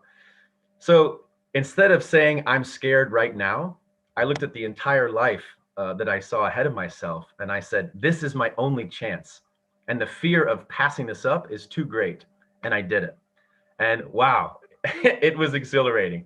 If anyone has a chance to get in a rally car with a professional driver, I highly recommend it. Absolutely fantastic. And speaking of speed, my next point, my third point, is about speed versus acceleration. Now, all of you right now, you're on Earth. We're spinning, right? About 460 meters per second, or 1,000 miles an hour for my American friends. But do you feel that? Do you feel that speed? Do you feel excited that you're spinning around Earth? No. Maybe you prefer the acceleration in a car or motorcycle. Maybe you want to jump out of an airplane or get on a roller coaster. That's because acceleration, that is what holds our attention. That is what gets our emotions, right? Our being comes from acceleration, not from speed. This is why people who are born rich often suffer, right? Yes, they have a high level, they have a high status, but they never felt that excitement of climbing the ladder. They never were rewarded for their efforts in moving up, in upgrading their lives. They just started at the top, and they don't know how to enjoy that being because they didn't feel the acceleration. That's why a lot of middle-class families who grew up poor are so content. They used to struggle and have lack of resources. Now they're middle class. They have everything they need. They have enough. Their kids are safe and happy. They go to public school. They're content. They've felt acceleration in their life. And even though they're still at a lower level than the kids that were born rich, they have a much more fulfilled life with a lot less fear, right?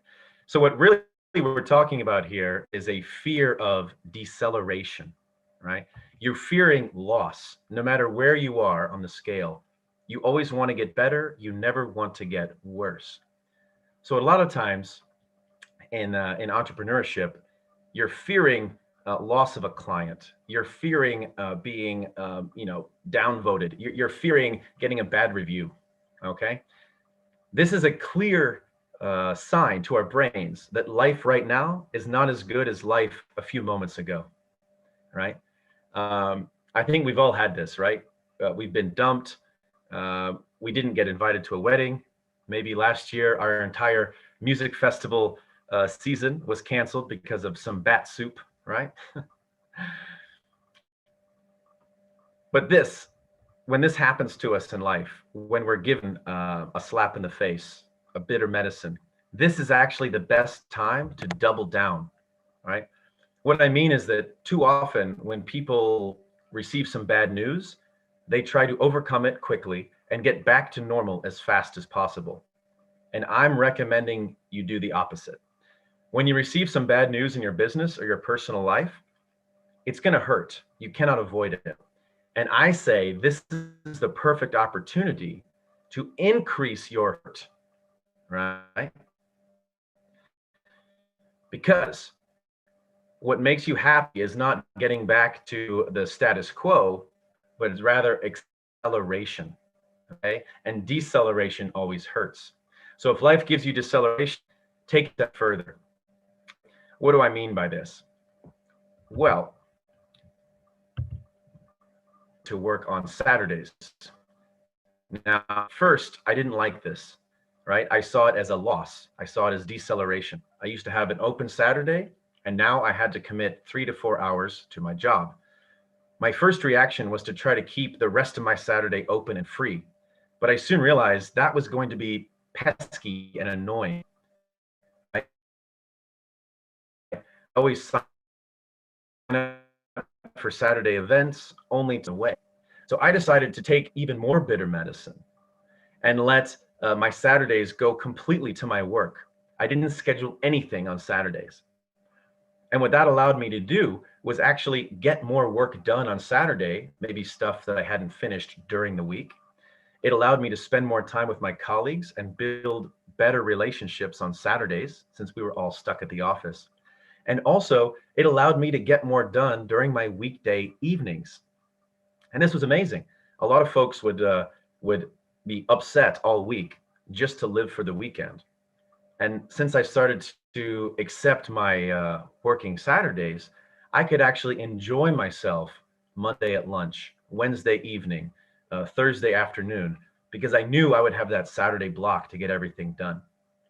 So if you double down on the bad, you give yourself a better chance to accelerate in the other opportunities that'll actually make you feel better. Now, the fourth and final point is the worst case scenario, or fear of the unknown, right? And this gets people all the time. You're afraid of what you don't know. How do we handle that? Well, what I say to them is many of our worst fears have actually already happened to us. The only two things we can really fear are the repeat of a bad memory or the fear of the unknown. Now, we are well prepared to deal with repeat events since we've already recovered from them. We remember how we handled it the first time, and since we're still here, we can always improve on that performance. We know we got through it. We'll do better this time. So basically, if it happens again, the worst is already behind us. Haha. Maybe you paid taxes in a foreign country or your home country, and you started a business and you got confused, you filed something wrong, and you had to pay extra fine to some tax authority. Okay, well, if you open a business in Estonia or Hong Kong, even if you don't understand those tax systems, you've already been there before, right? You know that uncertainty and that fear. So with that out of the way, what you really need to fear is the fear of the unknown. Now, remember what Yoda said, named our fear must be, before banish it we can. So how do we name something that's unknown, right? What we really fear is a lack of predictability and a lack of control, right? Now, with these unknowns, I think it's actually a great opportunity because you're able to test out skills that maybe you haven't really the confidence in right now, right? An example from my life, when I was, again, working out in China, I was the new marketing director for a smart home company. We were preparing a booth for CES in Las Vegas, the largest consumer tech conference in the world. And I had a 6-figure budget to build this massive structure to show off our products, to train a team that would entertain the potential clients there. There were so many unknowns. I had never even built a lemonade stand, let alone something with $100,000 budget, right? So many things could go wrong, but I said, I would rather put myself into this and test whether I'm really worthy of the title of marketing director than not attend CES. Because if I didn't try, if I hid behind my business card with my title, well, I was dealing with imposter syndrome, right? I didn't know my real value. And these unknowns, they allow you to take chances you might never have taken in your regular safe environment. Now, Stella mentioned that we met in Uganda. Well, how did I get to Uganda? I was living in Shanghai in 2014. This is a picture of me dancing on top of a bar next to some staff in Shanghai. It was a great life. I had everything I could have ever wanted. I was speaking Chinese. I had a bicycle. I had great roommates, great friends. I loved my jobs. Life was easy. I had made it. I had no stress. But also I had lost my ambition, right? I'd lost my ambition. I had the opportunity. I met somebody who invited me to move to Uganda, which was a crazy idea at the time. But I started to think about it. I had already spent some time on the street. I had already lived without a work permit. I had lived without residency status. I had lived in countries where I didn't speak the language. That had already happened to me. My memories of the fear made me smile because I knew now, right, 2014, I was a much stronger person than I was before. In order to keep some sense of control, I decided if everything went horribly wrong, I could always move back to Shanghai. Or maybe I would go down to South Africa with fewer barriers, or even crawl back to the United States and lick my wounds. But this unknown didn't seem as scary anymore after going through these processes. So I'd like to give you guys some practical advice that you can use starting today, this weekend, unless you're working on Saturday, of course, like I used to. But first of all, there's a perspective trick. No matter what you're afraid of, you probably have good reasons for your fear, right? Your fear is based on your own background and your past. Our competitors, right, in our businesses, they have different experiences that have allowed them to maybe see the same fears in a different way. Maybe they're not scared of what we're currently fearing. Similarly, we breeze through things that other people are very afraid of, like, I don't know, public speaking, like this, or maybe raising your hourly rate as a consultant. You're afraid of doing something where others seem to have it so easy. So just remember that everything that you're facing, that you're scared of, is probably something that's very easy for others, just like you've gone through many hurdles that are stopping others that you didn't even recognize. So once your brain starts to realize that this fear is not objective, but it's very, very subjective, it allows these next 4 tips to kind of hit harder. Number 1, name your real fear. Make a short list of the fears you're facing in your life and business. Dig down a couple of levels and actually ask, what are the consequences of these? What if your biggest client left you? Would you not be able to pay your bills next month? Would you have to move apartments, fire your staff, maybe dip into your savings to run the company? Okay, well, now that we've named that fear and we've gone through the process, it's not that scary. It's not enjoyable, but it's not that scary. Oh, I can afford a loss of a major client. Okay, name those fears, right? Step 1. To work on your opportunity cost, build up the other fears so you can diminish the one in front of you. What's the opposite of the decision you're afraid of making? Go on the internet, look for examples of people who are afraid of that opposite decision. Listen to their points. See if you can identify with them some way to build up a fear of those alternatives, right? The tiger, the bear, the elephant at the zoo. Or like I did in Uganda, use limited resources like I'm never going to have a chance again, or I won't be healthy in the future to do this thing, or I'm with my friends right now, we should do this together. Use those to kind of put you into a corner to make the decision you want to make. Focus on acceleration. What would acceleration look like for your business, right? Maybe you want to launch some post-service app for clients. Maybe for your personal life, you want to start cooking Mediterranean food. Okay, right? Great. Be aware of those. And for deceleration, when it comes into your life, don't get back to normal as fast as possible, but double down. Take an extra dose of bitter medicine so you can take advantage of the momentum going forward, accelerating your life. And finally, the worst has already happened to you. How do we deal with the unknown, right? Make a list of your worst memories. Make a list of your nightmares, all the terrible times that you were suffering, right? How have those memories affected you since? Have a little deeper analysis. And for the unknown, identify which elements are predictable. How much control do you have in these situations? And whatever is left over, well, That's just the messy part of life that we're all forced to deal with. You either make the decision to accept that risk and go for it, or you pass up on the opportunity. Now, personally, in the last couple of years, I have taken the risk. I've gone for the unknown. I've started a couple companies with a lot of members of the community here, the Nomad Cruise community.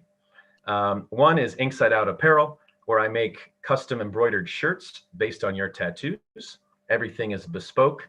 There's no other product like it. So if you're interested, if you have tattoos or friends with tattoos, let me know. Hit me up on Instagram. We'll get you sorted out. And with a few other members, including Anya, who spoke 2 days ago here at this conference, I'm part of the Remote Work Mentors, which are 6 of us who have traveled the world. We've gone through all different kind of businesses and journeys, and we package our experience to help you launch your remote business or accelerate your remote business. For anybody who has questions about that, we are offering a free AMA next Thursday, June 10th at 7 p.m. Central European time. So hopefully you guys are a little less scared than you were half an hour ago. I'm happy to open it up to questions from the hosts and from anybody on YouTube. Thanks, guys.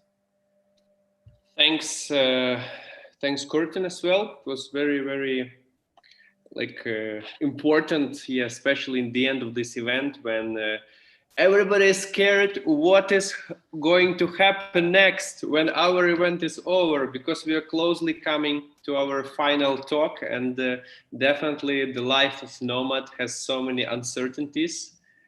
Yeah, there are thank you for the tools to face, to break through the fears, and in my opinion, one of the best ones is just to face them, right? To face them and take over. I would really be happy to discuss more about this, but we our timing has shifted a little bit, so we have to continue. Anyway, I have just sent one link of yours in the chat. We'll continue with another one when I'll present a speaker. And I'm pretty sure we'll be happy to meet each other in the nearest future somewhere. Who knows? I hope so. Sure. Thanks a lot. Thank you guys also for listening. And Joe, you're welcome to join our Zoom call. Yes. Hello, Joe. Hello. We don't hear you. I think you need to fix something with the microphone.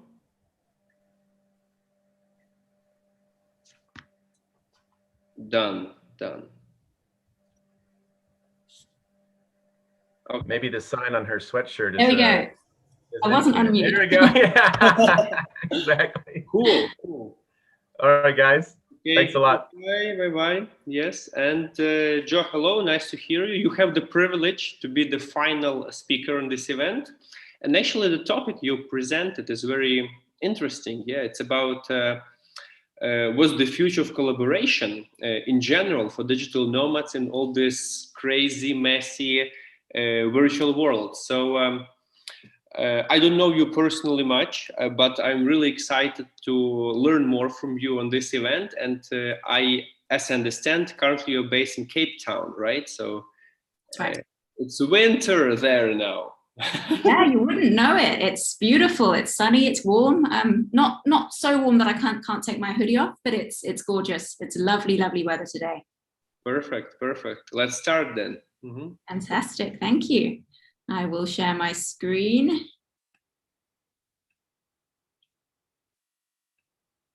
Okay.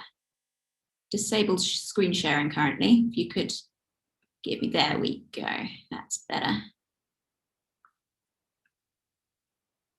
Okay.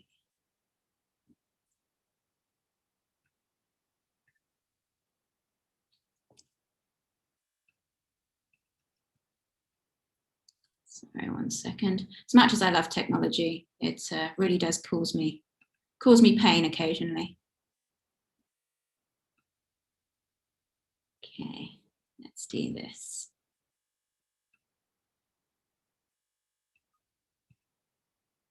Screen share. There we go.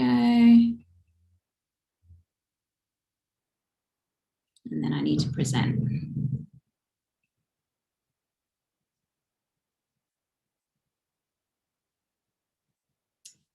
Just let me know when we're up and running, won't you, your side?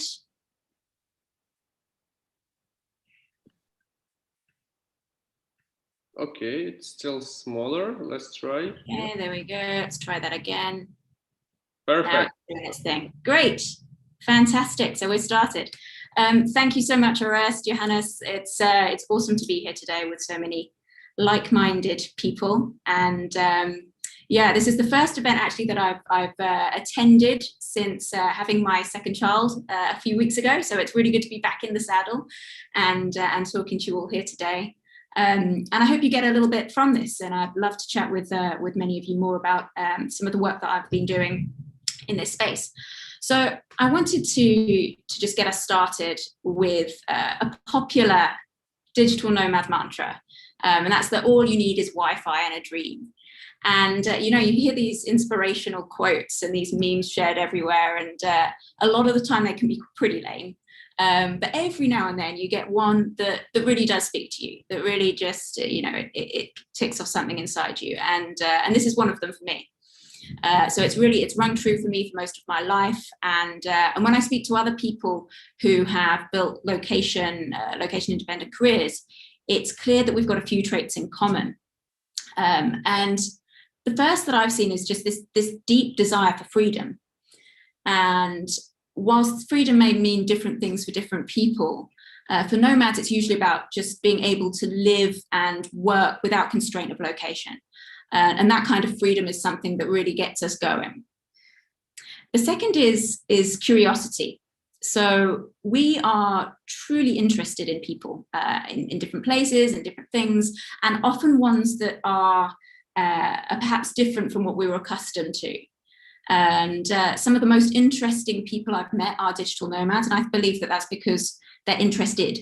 You know, so interested people are often interesting, and often not afraid of being out of our comfort zones as well. It's fantastic to listen to the talk before on fear. You know, so I think being comfortable with being uncomfortable is something that I've recognised in other digital nomads around the world.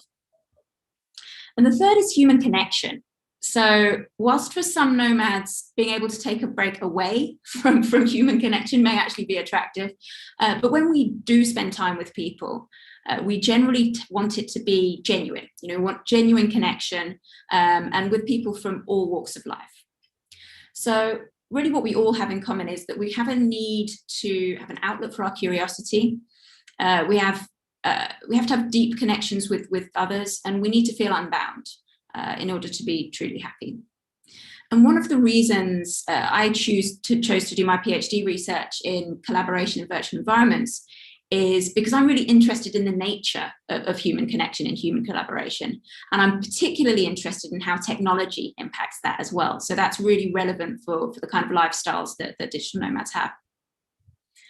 So I mentioned that I've always identified with these traits. And when I was 13, 14, one of the places I found this freedom and curiosity and connection was in a place called Cybertown. So yes, I was a geek then, I'm a geek now. And Cybertown was a place that you could browse to on the internet, and it allowed you to live another life. It has its own social structures, its own governing body with elected officials. It had its own commerce, celebrities even, and events. And we even had jobs there. So I think I was a librarian, which was as exciting as it sounds. And we lived in our homes. We bought things to have in these digital homes. And we invited people over to have parties and things like that. So I would come home from school. I'd say goodbye to my schoolmates on the bus.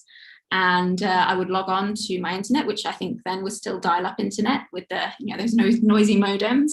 And I would say hi to my other friends from around the world. And so Cybertown was a predecessor. It came before even Second Life, that some of you may have heard of. And what it really gave me was it allowed me to feel completely location independent. I could be on a beach one moment and bartering for goods in a busy marketplace the next. And I just really loved that feeling of freedom. And I loved being able to talk to people from all over the world. It was just really a really fantastic experience for me. And another thing that I would do in Cybertown with friends is create these super basic 3D objects, and we would sell them for CCs, which was the city cash, the commerce that we would use. And while some of the talented artists would create some of the garden furniture and robots and stuff, I would stick to the more basic guitars, mainly because they were easy, but also because I was also a music geek as well. But fast forward 20 years or so, who's counting? And the business unit I now work for at Epic Games, who I work for remotely, they create 3D assets that look more like this. So the grass, the trees, the rocks, the textures, various different things that you'll see in movies like The Lion King, Black Panther, and various other games and movies, and even product visualization as well. And wow, how far we have come from those guitars there all the way through to these incredible scans that some of my colleagues are creating. And you know, I think it's just amazing that now when we look at these, they're so photorealistic that a lot of the time you may not even realize that you're actually looking at a computer graphic. So when we talk about the metaverse, we're not talking about this thing that's far off in the future. So Cybertown back in the early 2000s, that was already a form of the metaverse, as are many of the virtual worlds that people spend time in today. So one, of course, that Epic Games is creating and works on is Fortnite, which you may have heard of. And there are many other iterations of the metaverse already in existence. But in the near future, the difference is that we'll simply see it as far more pervasive. So everyone will be interacting in some way in these new virtual worlds. It's not just for us geeks anymore. Because, let's be honest, the way in which most of us interact online now, especially for work, is a little bit rubbish. You know, I can't help but feel that we've taken a little bit of a step back in some ways, and there's this unwritten rule that business communication has to be boring and just, you know, flat.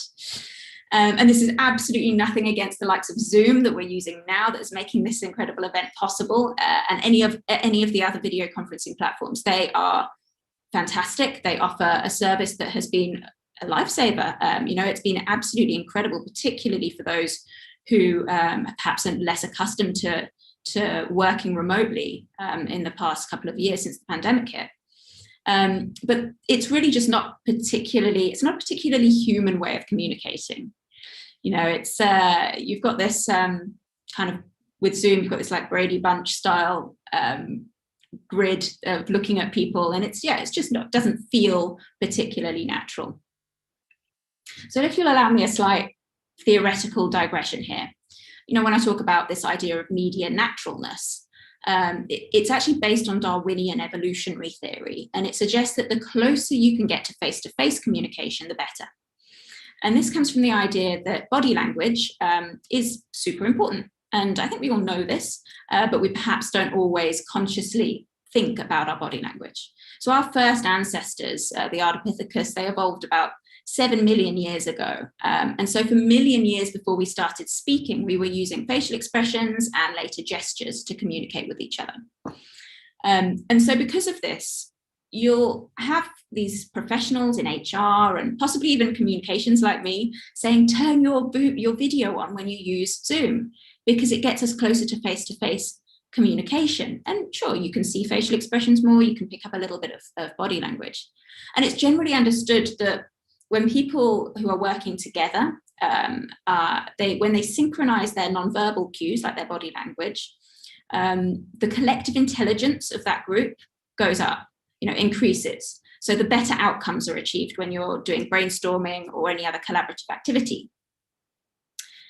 And this makes sense when you're thinking within the ideology that face-to-face is better. But it's actually just an assumption. And the latest research coming out now is actually suggesting that for collaborative work, having our video on actually decreases our effectiveness. And this is why. So we have two ways to achieve synchrony in our communication via video. So synchrony is needed so that we can have good conversation flow. So the first is via your facial expressions, and the second is via prosody. So this relates to your tone and the rhythm of speech. Now, these two things can tell you, for example, if someone wants to interject, if someone's got something to add, and they're really important to have when you're collaborating. The research done most recently, just in the past few weeks by Carnegie Mellon University, has found that that video cues actually disrupt conversational flow. And this leads to lower collective intelligence and poorer collaborative outcomes. So now we're saying, you know, they were saying turn your video on, but now they're actually saying, the experts are saying, no, turn your video off. It's completely screwing with our ability to communicate, because having the video on, it messes with our prosodic communication, our verbals. And when you think about it, you might actually recognize this. You know, when you're on a Zoom chat and you're speaking to people, you're looking at yourself, you're a bit distracted by other people, you're trying to focus on the Brady Bunch grid, you're trying to see who, if somebody wants to, and you're not actually deeply listening. You're not truly listening to what people are saying. So this supports the premise, which is what I buy into, that actually face-to-face isn't necessarily better.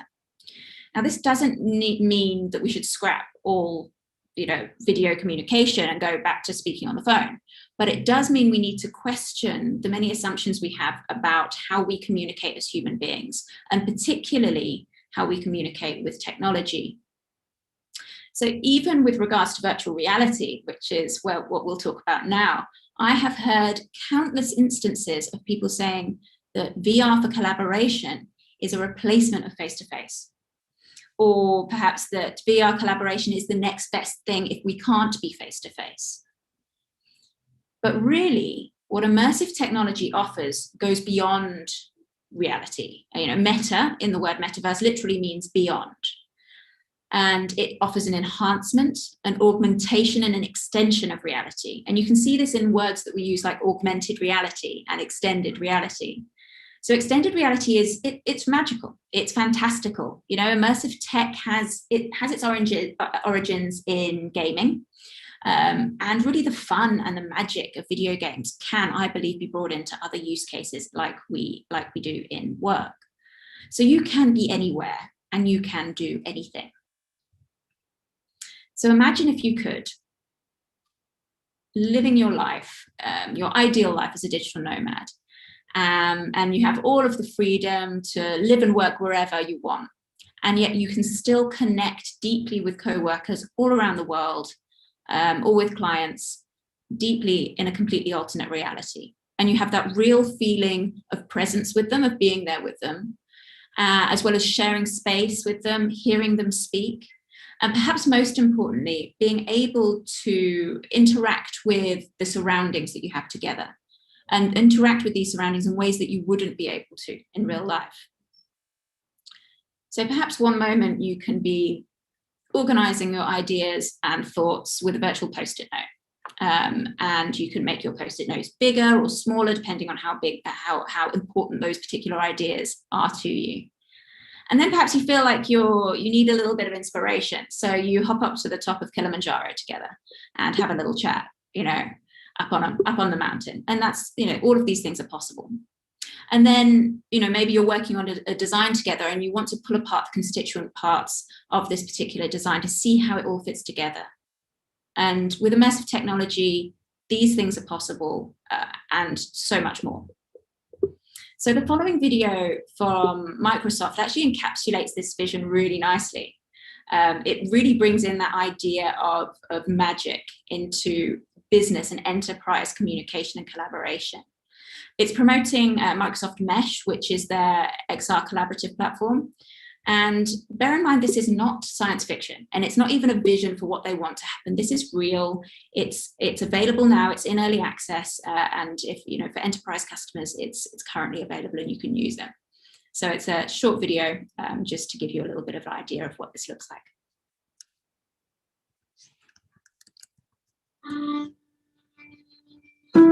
Connection is a spark that gives our lives meaning. It drives us to seek out others who feel the same way.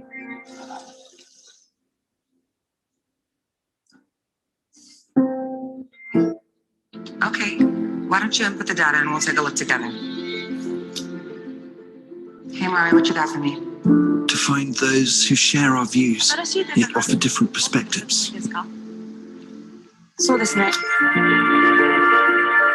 over here. Challenge us with new ways of seeing. But I think we should. Deepen our understanding. And enrich our lives.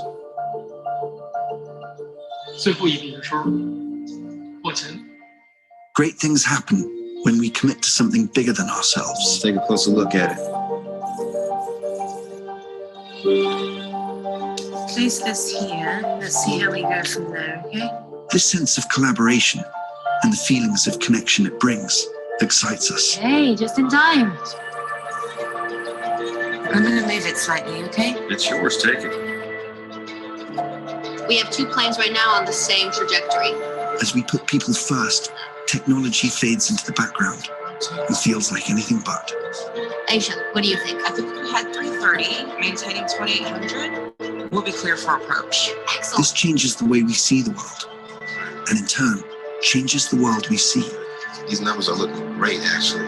There's promise in the possibilities, and what we see and create next will stretch the imagination. Morning, Sarah. Morning. Slowly coming towards the thumb. A world without boundaries. Good job. A lot better than yesterday. Yeah. Excellent. Slowly bring A world where technology enhances, not limits, humanity.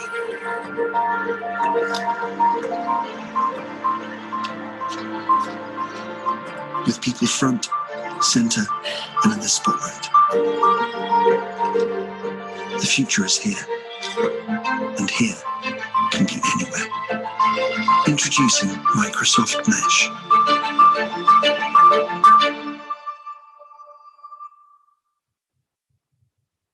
So, like I said, it's still, even to my eyes, and I use this technology, it still kind of looks like science fiction to me, but it's real, and it's changing the way that we do business already. So as you saw, holoportation technology actually already exists, and it's the closest we can currently get to realistic human telepresence. So where you have high quality, real-time 3D reconstructions of an entire space, including people, furniture, objects, etc. So it may be there and people are using it, but we're actually a long way from it being fully mainstream, because it's still quite expensive and it still requires quite a lot of hardware. So currently this is going to only be used by enterprise, but perhaps sooner than we might expect, it may be down to smaller business and consumer levels as well. But for now, this might be why virtual experiences tend to use avatars. Now, these are some of the avatars that I use in various different virtual environments, and they may not be realistic in the sense of being true to life, but they were never meant to be. And as Charlie Fink, who's an eminent thinker in this space, said in a webinar just last week, and it resonated with me. He said, "Why would I want to walk around a virtual environment when I can just teleport?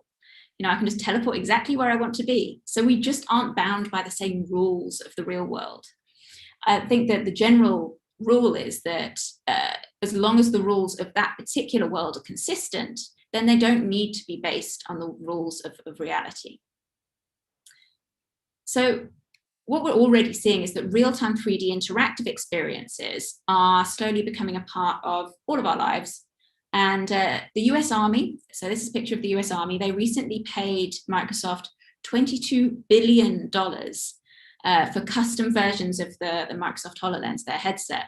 And they're using these for lifelike mixed reality training environments so that soldiers can actually rehearse before they actually go out into and engage with adversaries for real. In education, VR can be used to create really exciting immersive experiences. So children or adults, students in general, can literally see history or be shown perhaps where their food is grown and how it's grown. And in it, to an extent, I think we're all visual learners and we can all benefit from this kind of experience. And I could go into so many more examples if we had lots of time. But the point here is that in all areas of our lives, in entertainment, in education, in retail, that's a big one, training, marketing, and of course the workplace, these interactive technologies are offering a whole new extension of reality. And there are so many workplace collaboration tools out there that offer you this ability to work in real time with your teammates and your clients. This is just a handful of them that I've worked on. And many are aimed at virtual reality headsets, like the ones you put on, but some are in fact designed to be used just via a browser or by an app or a phone on your computer or laptop. So what we're likely to see in the near future is not everybody's going to have smart glasses, but we'll have a combination of smart glasses, VR headsets, AR, and then just people using these tools on their laptops and their phones. So for Bella, for example, I like very much, and that's only available as an app on your laptop. And it allows you to walk around a virtual environment and just have that slightly closer presence than you would do just talking on a Zoom call, for example. So for digital nomads, the future of collaboration really means that even more jobs and opportunities and businesses can be opened from anywhere, servicing anyone around the world. With a virtual twin of the real world, our geographical location in this world really matters even less. And I say bring it on. I believe that technology has the capacity to really dramatically improve lives. But we must consciously still create the future that maximizes the benefits and really minimizes the unintended consequences of any emerging technologies. And my personal mission is to ensure that we do that as far as possible. And I really want to make my goofy 13, 14-year-old self on Cybertown proud by living and working towards those values of freedom, of curiosity and connection, and helping like-minded humans to do the same as well. So if you'd like to go through any of this more with me, if you want to find out more about the options out there for your own virtual workplace collaboration, feel free to drop me a note on Joe@Joe@Eyre. If you just want to chat, if you want to debate about what the future is going to look like, if you want to take some tours around any of these environments, you can reach out and I'd be happy to show you around. But in the meantime, thank you, and I'll see you all in the metaverse.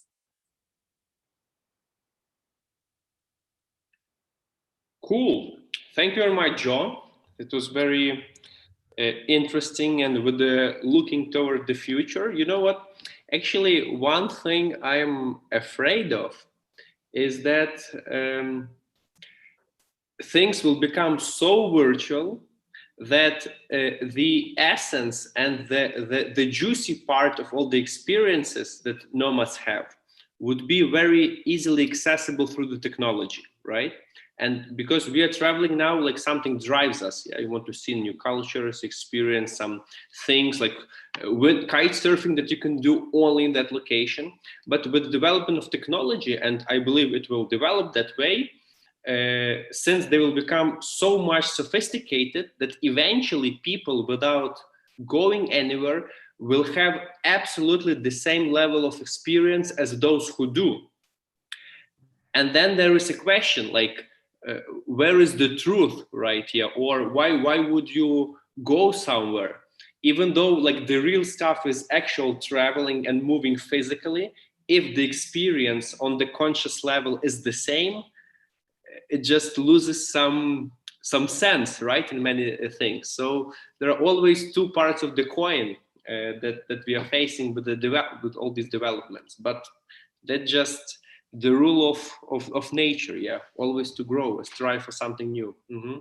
Definitely, no, and I think that's why it's so important to look at, a lot of the work that I'm doing is very futures focused. So, we look at possible outcomes of what will happen. And I think the big thing is, as I mentioned at the end, is what do we want that future to look like, and how do we create that, as opposed to just falling unconsciously into a pattern like we've done with other technologies. I don't think Mark Zuckerberg sat in his college dorm room and believed he was going to create this massive advertising giant that uses everybody's data. I don't believe that was the truth. It was an unintended consequence, and we need to be able to do that with this kind of emerging technology as well. And big thing, I was on an event some time ago earlier this year that was talking about the Internet of Senses now, and how they're creating technologies for smell, and which is just mind-blowing stuff. Because a big thing for me is, you know, I can go to the top of Kilimanjaro, but I can't feel that cold wind. I can't, so it doesn't feel that real yet. And yet there are people working on that technology as we speak. So who knows how long it will be until things do feel very real. Who knows? Okay, thank you very much. I pasted your link there to your website, jowery.com. Yes, so anybody interested is welcome to join. It will also go to the notes of these recordings, because we will distribute this after the event, like starting from the next week.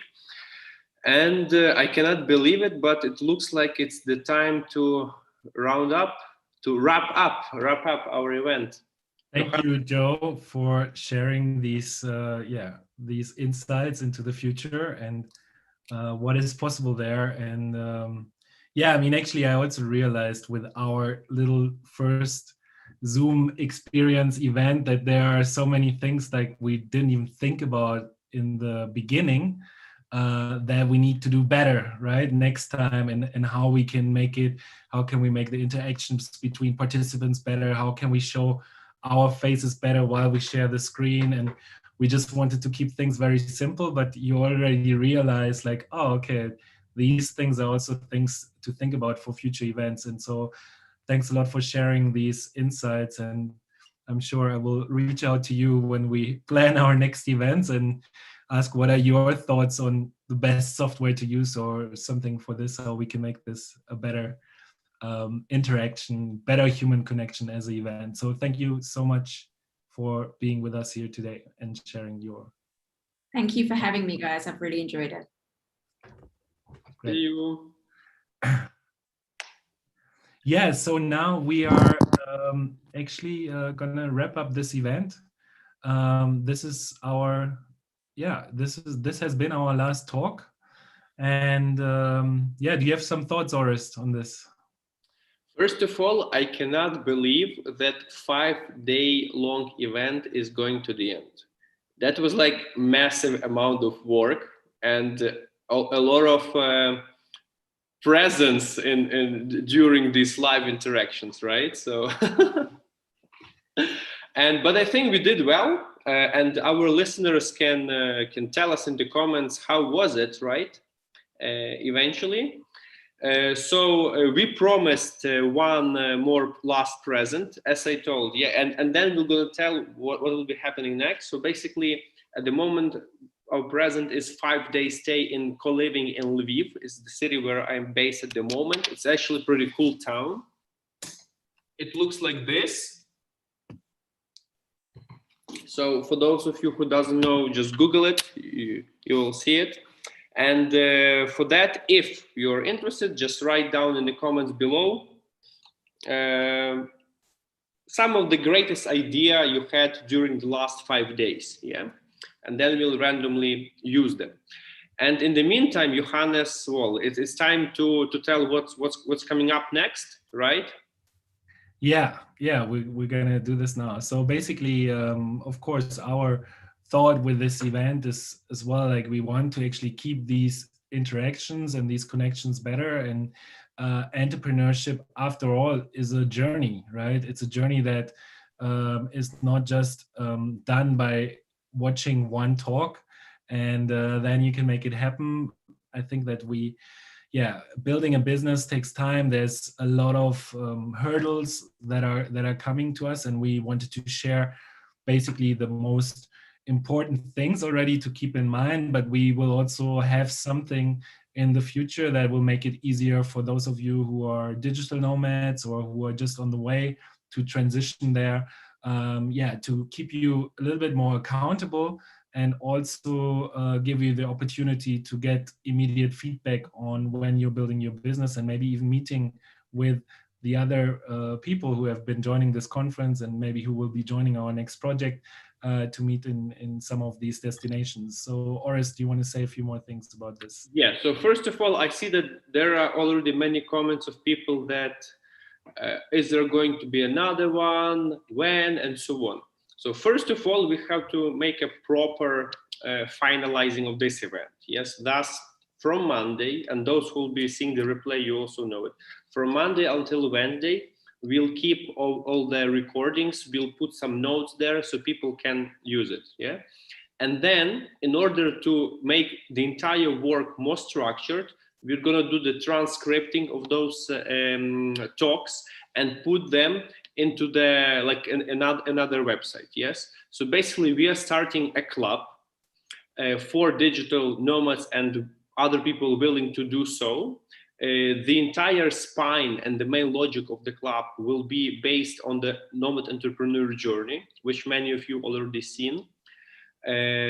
What you can expect from there? First of all the speakers will be there as well, me, Johannes, and we prepared a lot of cool stuff. And the main topic there is to help people become digital nomads and evolve according to the journey. Yeah, to get the first job, to found a business, develop it, and eventually reach the status of the virtual investor.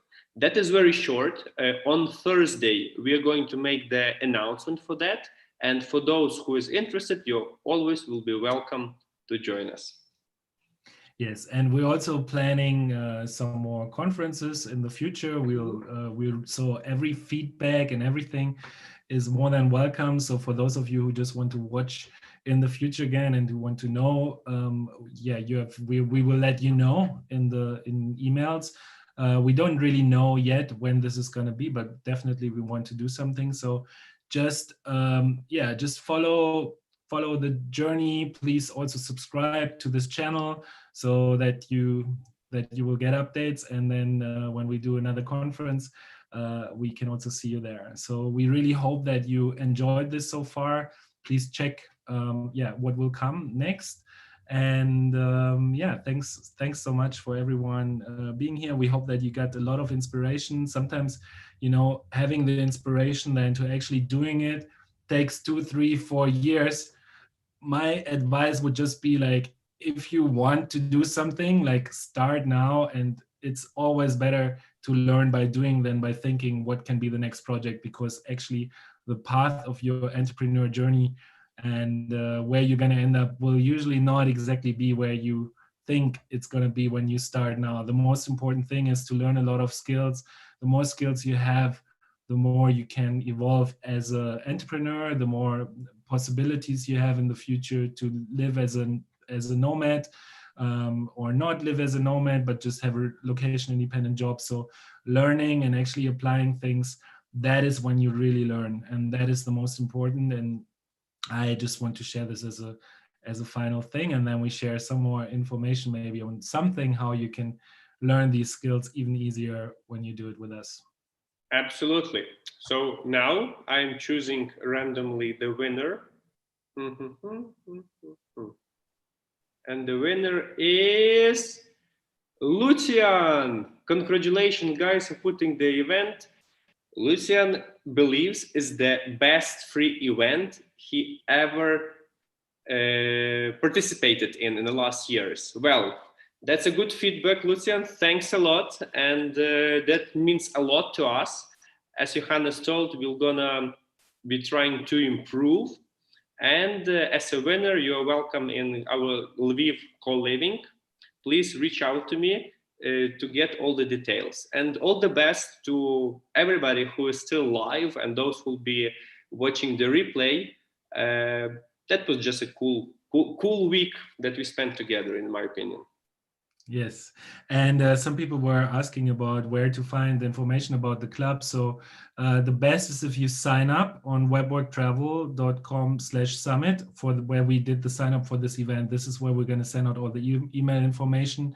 So that would be the easiest way to sign up, to just go to that site, and then we will share more information now. And also, if you haven't watched any talks and you still want to watch some things, please do it now. And then we hope you enjoyed this, and we hope that we will see you again somewhere in the future and maybe meet us live, and then we would love to hear your feedback. Yes. How you like this? Okay. So Thank you so much. Thank you. Bye.